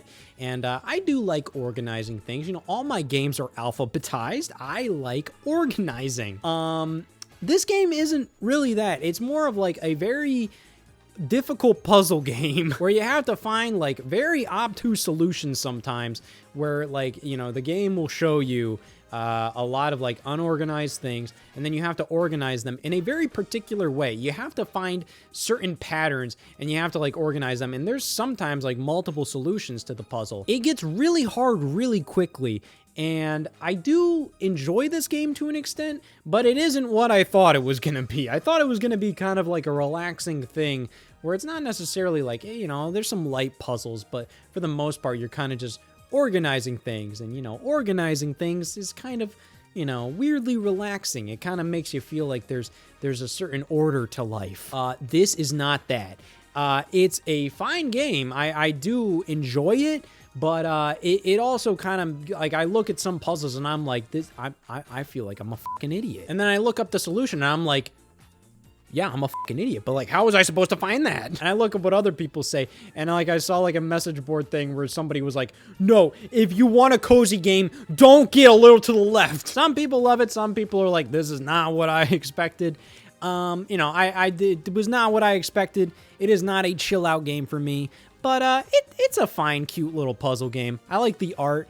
The music is, you know, a little relaxing. Yeah, it's not really the chill out game that I was expecting it to be. This was also not the chill out game I thought it was gonna be. Samba de Amigo Party Central. I don't really have a ton to say about this. That's a warning for, I'm probably gonna talk about this for like 45 minutes. But I just want to tell people, like, if you want Wii era stuff back, if you want like interesting Sega stuff back, buy this game, man. Like, this is everything that I think it needed to be. It's a new Samba de Amigo game, man. And like, the motion controls I found work pretty good. There's a bunch of extra little modes. It has a wide selection of music. Like, this is pretty solid. I think it's exactly what you want out of like a new Samba de Amigo game. I don't really understand what somebody would like want out of this that it isn't, you know? Like, I'm like, this is pretty good. Like, if you want kind of like a fun Wii style party game back, and you know, Samba de Amigo was on the Wii, but that was a remake of like the original Dreamcast game. But you know, this does remind me of like kind of the higher quality Wii stuff we'd get back in the day. You know, if you want something like that, like, dude, pick up Samba de Amigo. Like, they did a good job with this game. I think it looks and plays well. Like, the motion controls of the Joy-Con work pretty damn well. It's a fun game. I wouldn't say it's like that addictive. This isn't kind of a game that I could imagine playing for like more than an hour. But the hour I played of it, I was like, this is a pretty good one. I like a lot of the stuff Sega's been doing lately. You know, they had that whole Game Awards reveal in 2023 where they showed like, hey, we're bringing back like 5 major franchises. But on top of that, they're doing a lot of like franchises currently that, you know, we've been asking for years, like Super Monkey Ball, Banana Rumble. Like, I like what Sega's been doing lately, even with Sonic. Like, this is all pretty damn good. I think Sega's back, man. We gotta talk about this one too, because I've also played this one. I played through the entirety of the story mode, not like the expert levels that unlock after you beat the story mode, but you know, I played through the main single player campaign of Banana Rumble. Firstly, I need to talk about how god-awful the Monkey Ball titles have been. So first off, we had like Super Monkey Ball Banana Blitz on the Wii. All right, that's a fun name, whatever. And then, you know, you have like Monkey Ball Step and Roll, Monkey Ball 3D, whatever. And then you have Monkey Ball Banana Splits on the Vita, which is another fine name. But you know, it's already so close to Banana Blitz that I'm just like, why are we doing Banana Splits? And these are 2 completely different games, but I'm like, all right, whatever. But then, you know, we finally come back with Super Monkey Ball Banana Blitz HD on Nintendo Switch and PS4 and Xbox, all that. You know, fine, whatever. It's an HD remaster, Banana Blitz. What the hell else are you gonna call it? But then you have the anniversary title, which is like a remaster of 1, 2, and Super Monkey Ball Deluxe, called Super Monkey Ball Banana Mania. You know, it's kind of weird because, like, I guess you could consider that to be like Super Monkey Ball's Sonic Mania moment, because Sonic Mania was kind of like, hey, here's an anniversary title that's a celebration of the past games in the series. But just calling it Banana Mania, I'm like, why are we adding banana to all of these damn games titles? Why not just call it Super Monkey Ball Mania at that point? But I'm telling you, I drew the line with this one, Super Monkey Ball Banana Rumble. Why? The word banana is completely pointless in this title, much like how it was with Banana Mania. I'm like, they just keep giving these games banana subtitles. At this point, I think the series name is Super Monkey Ball Banana. I honestly feel like adding the word banana to like every single game's title kind of confuses people. I feel like a lot of people look at this and it's just like, didn't I just buy a Monkey Ball game? It makes it hard to differentiate all of the games, which is a shame because this was a damn good one. I think this is genuinely like the Super Monkey Ball 3 that we've always kind of wanted. I think the art style change is really nice. You know, all the characters look kind of cute. You know, they all still look like their characters, but you know, they definitely have like a new updated look, and I think it's pretty neat. And just there's a lot of stuff to do. I find that Sega is doing this with a lot of their games where, you know, there's a lot of like random little customizations you can do. You usually have like a fun shop where you can just buy a bunch of little things. I like that, you know. I can imagine like a bunch of kids playing these games and then 10 years from now they're like, oh man, remember these games? These were awesome. Now, I did hear that Banana Rumble's like online mode that they heavily kind of advertised isn't very good. I didn't even play that. I just played the single player, and the single player in this game is good. It is good old-fashioned Monkey Ball. It's definitely not as difficult as the original GameCube games. I think there are definitely some purists out there that are probably going to be like, no thank you. But I think at its core, this is a good game. I like this a lot, and I really like the little spin dash move they have. Like, I think it's just this perfect next step for the Monkey Ball gameplay. It's not like the jump was in Banana Blitz that's just kind of like, it just kind of ruins the whole idea of like what Monkey Ball is all about. I think having like this little like burst of energy that just kind of like revs you up and just shoots you up a wall pretty much, I think that's like this perfect addition to Monkey Ball. This is just like a damn good original, fully original Monkey Ball game. That's kind of the big thing here. You know, I thought Banana Mania was a high quality game, but you know, it is all pretty much old content. And you could also tell like they were on a budget, especially with the cutscenes in that game. They have like all these like weird little like paper cutouts on screen just kind of like talking to each other. You can barely understand it. At that point, I'm kind of going like, why even have cutscenes? And then you have the exact same thing happen every single time where they do this stock dance animation. Like, I'm like, get out of here, man. Banana Rumble has fully animated cutscenes. Like, they really put a ton of effort into this. There's brand new characters, there's a full-blown story, and the level designs are all really good. Like, I think this is a great game. And it's a shame because in my opinion, like, I don't think a lot of people really realize this game came out. I saw a lot of people like buy it in terms of like, you know, the content creators who talk about these kind of little Sega games. But I didn't really notice like any like, you know, in quotes, normal people pick this game up. Damn shame, you know, like I think if you remember any of these Sega games from back in the day, or you just want to try out some like really fun, colorful, enjoyable, quirky games, I'd probably recommend Monkey Ball before Samba de Amigo. Samba de Amigo, I'd say, you know, check out some gameplay. If you like rhythm games, then maybe give it a try. Yeah, I really enjoy both of these. It really does feel like Sega is back making actual games that people actually want to play. Wow, what a concept. Speaking of which, I never want to play this ever again. That seems a little harsh. I mean, you're probably thinking like, damn, Scott, this is the kind of dumb bullshit that you like playing. I'm like, yeah, but man, I don't care about this. Nintendo World Championships NES Edition. I think the concept here is pretty damn sweet. It's pretty much like, hey, let's take the Nintendo World Championships moniker and make a game that everybody can enjoy. You know, the history of Nintendo World Championships is like this old competition back in 1990 on the NES where you played through Super Mario Brothers, Rad Racer, and Tetris, and you know, you try to rack up the points, and you know, after everything's multiplied and everything, you get it all at the end. And you know, there's only a couple of the cartridges used in that competition out there, and then some special golden giveaways from Nintendo Power. It's one of the most elusive video games out there. You know, there's this long-standing history of Nintendo World Championships where, you know, you had a couple other competitions Nintendo held, where, you know, you had Nintendo Campus Challenge, Power Fest, then they brought Nintendo World Championships back in like 2015 at E3, and then they randomly brought it back again in 2017, and then they just didn't do it again for a while there after that. It was weird because the 2017 show was just kind of done, like they just did it, and like, that was it. Like, I think people were expecting them to have like this big announcement or something during it. Like, nah, they just did it. It wasn't even at E3 or anything like that. They just did a Nintendo World Championships again. But then they announced this game in 2024, World Championships NES Edition, which is a little bizarre of a name considering that you know, the original Nintendo World Championships was on the NES. But the whole vibe of this game is that it takes a bunch of NES games and gives you a bunch of challenges to complete.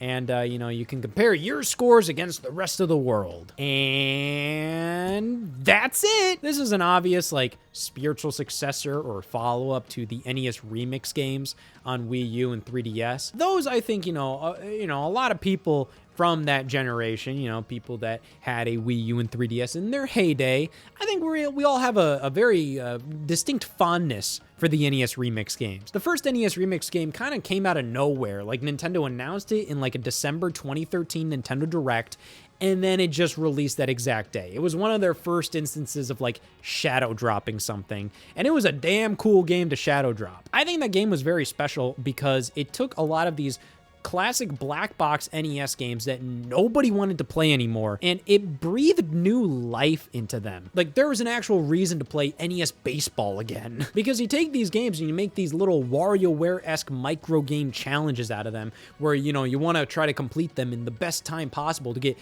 3 rainbow stars. It recontextualized the games in a modern landscape that I think was really special, you know? It kind of made it so then you could experience these classic games without having to plug them in and actually try to play NES Baseball, because there's no reason to play that fucking game anymore. But in the context of a challenge mode game, I think it's perfect. And then on top of that, NES Remix did a lot of cool stuff when it came to the remix challenges, you know, like combining certain games, like, oh, you're playing as Link in Donkey Kong, or they just add like a weird like filter or background or distinct style to a game to just kind of mix it up. And then you had NES Remix 2 that included like actual NES games that you wanted to play. And in addition, if you owned NES Remix 1, they had like a cool mode there based on Nintendo World Championships that I played a lot. That was where I spent most of my time in NES Remix 2, was the Nintendo World Championships mode, where you played through Super Mario Brothers, Super Mario Brothers 3, and Dr. Mario. So it was kind of a combo of like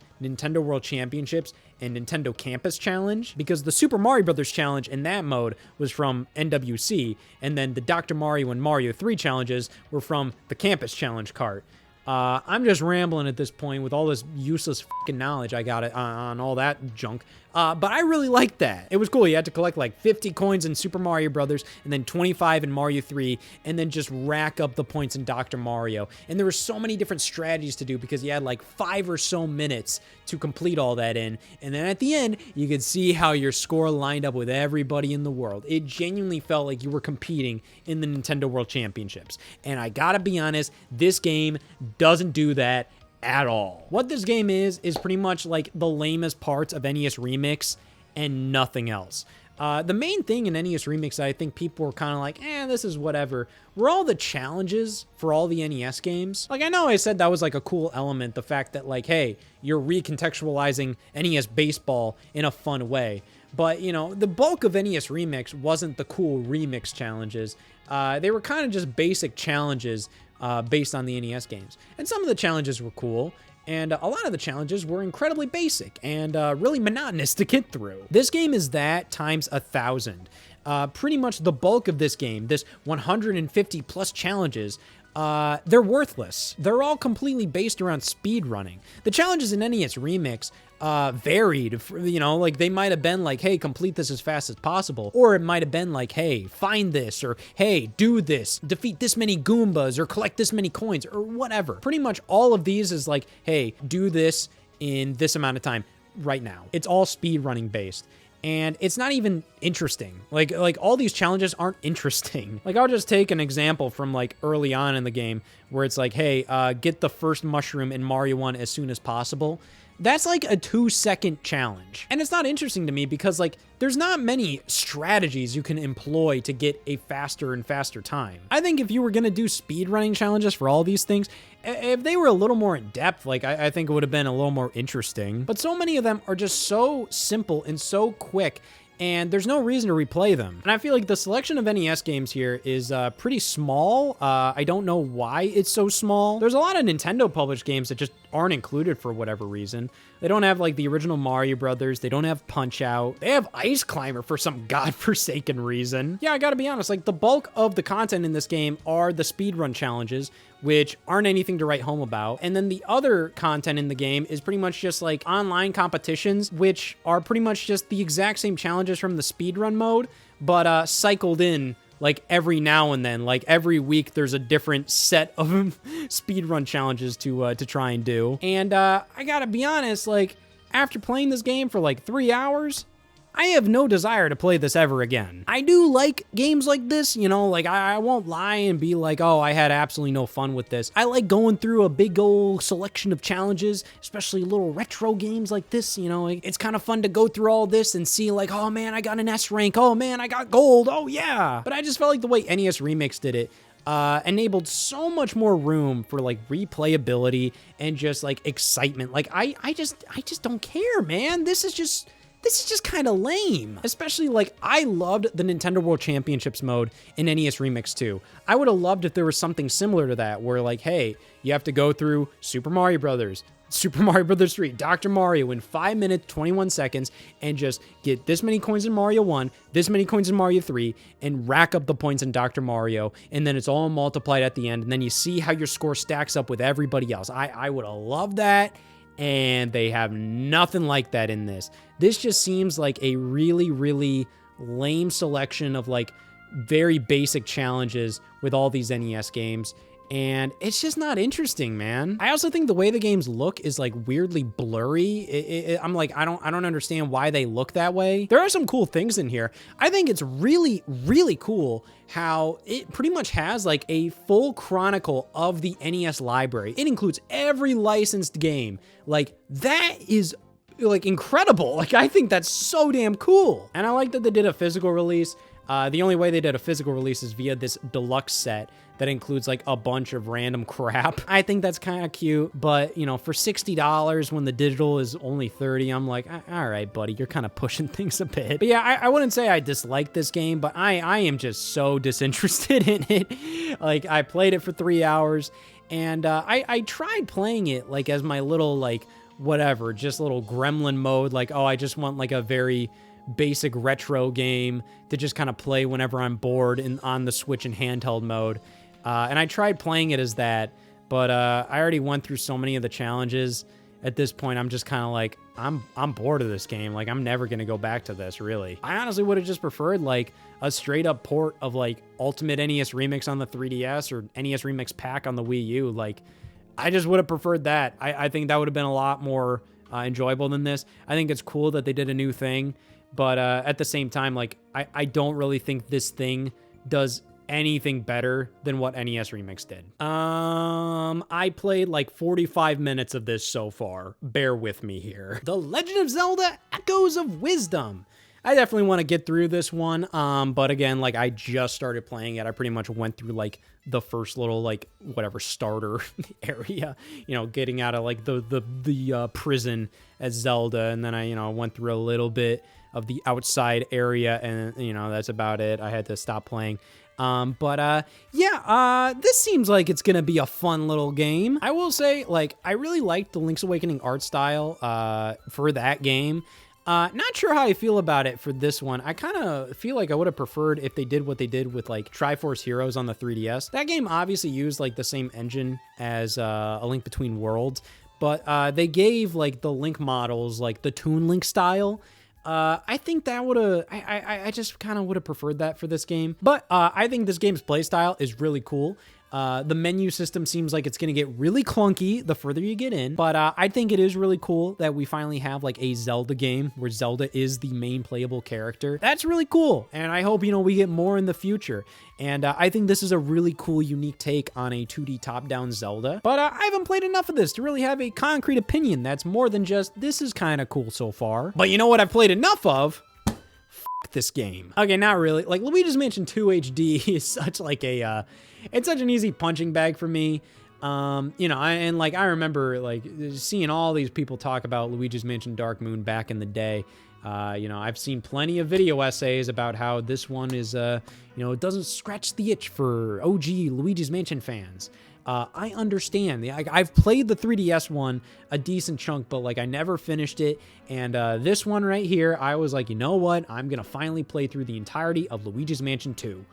It is like a total 7 out of 10 game. It is a good game, but my lord, why did I pick this one to play through? I could have beaten so many other games. I picked this one, man. Why? It's not a bad game whatsoever. I just think like the way it's set up gets really monotonous, you know, the fact that like you have this mission structure where you have to go through these mansions and, you know, you do a little thing in the mansion and then you get pulled out and then you have to go back in and you get pulled out, you go back in. I know they did it for like handheld play because this was a 3DS game, so they wanted to make it so then, oh, you could just pop in, play a mission, pop out. But like, honestly, like with Luigi's Mansion, like some of these missions, you know, they could take you like 10 to 30 minutes. Some could take you a goddamn hour because like you don't know where to go. You don't know what to do. I've seen a lot of people mention how like they would have loved if this remaster actually went in and changed that and took out the mission structure. I think I don't see how that could possibly work. I know people are like, that would improve the game, but like, I think that is genuinely like taking this game by the guts and just shredding it apart. Like, you may not like the mission structure, but that's Luigi's Mansion 2. At that point, just play Luigi's Mansion 3. You know, like, that is what makes Luigi's Mansion Dark Moon, Dark Moon. You would have to go back in and completely retool this game from a fundamental level to make it not mission structured and make it so then like, oh, you just go in the mansion and it's just one big mansion. I'm like, yeah, like, I don't see how that's really possible. This game can be a slog at sometimes, man. You know, like, it just feels like you're just like, I'm just like, God damn, get me out of this thing. I will definitely say, as the game goes on, it gets a lot better. You start to gel with its bullshit a little bit more. I think the first two mansions are fucking boring. You know, like, they just go on for way too long.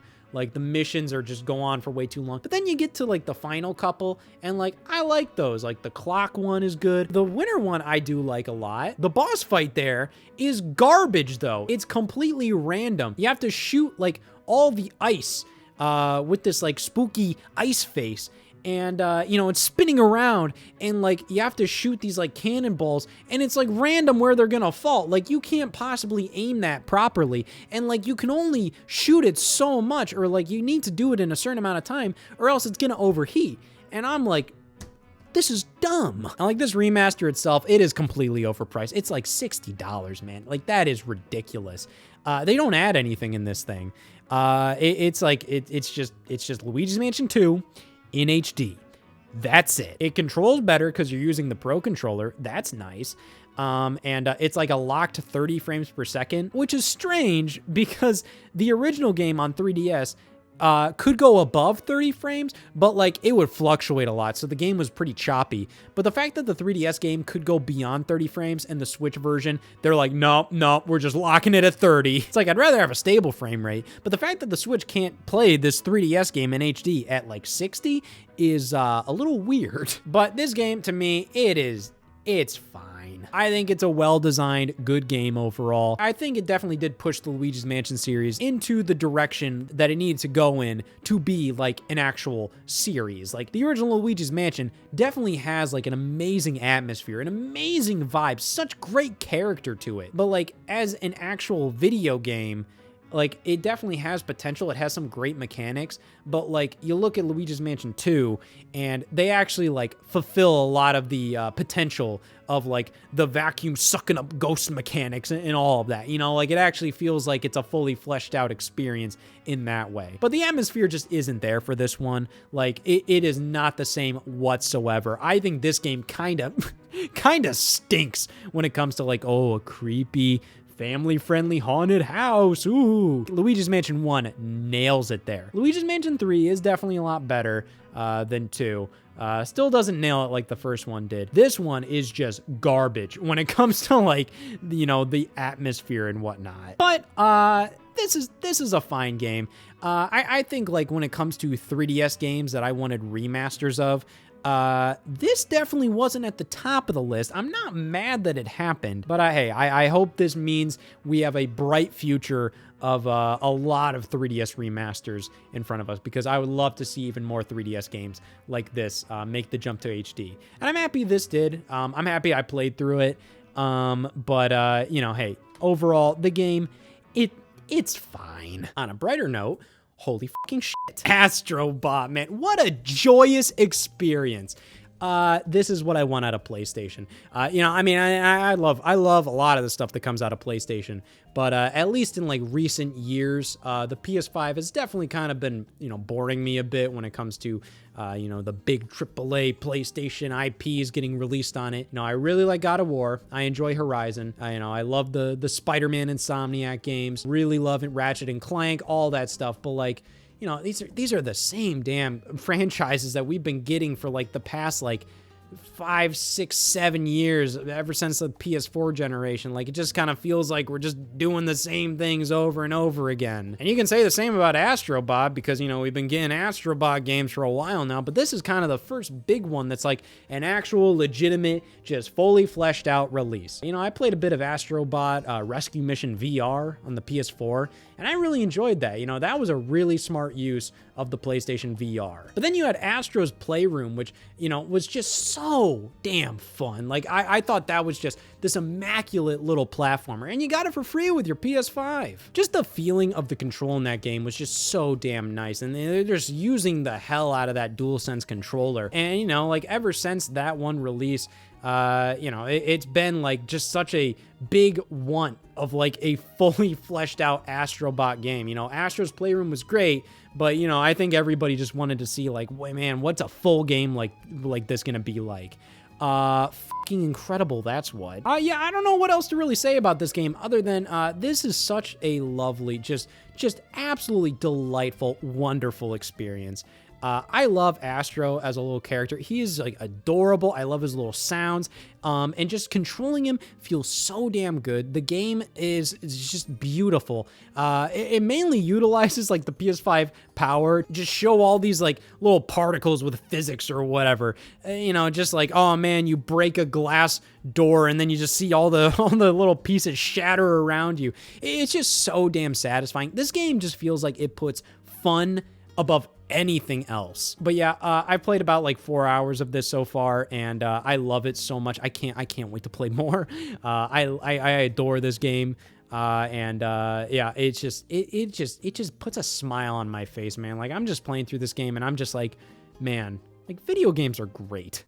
And to wrap things up, I have all of these Nintendo CDI games. I own a CDI now. I bought one brand new out of the box. Like, this is like, as is, like, from the factory, just like, I own a CDI in the box. I spent like hundreds of dollars on it, and then it comes in, and I find out that owning CDIs suck ass. These things are impossible to play and own these days. They don't work anymore. They barely ever work. And like the one I own is apparently one of the CDIs that just doesn't work very well at all. It boots up, everything's fine, but like none of the controllers work. I own a CDI controller that doesn't work. It doesn't work with any of the inputs. And then I decided to try and buy like these adapters, I tried to buy this Sega Genesis controller adapter for a CDI. That didn't work. I tried to buy this Bluetooth adapter for the CDI. That didn't work. And then I look up all these things and I'm like, oh great, the model I have doesn't fucking work. It's prone to failing.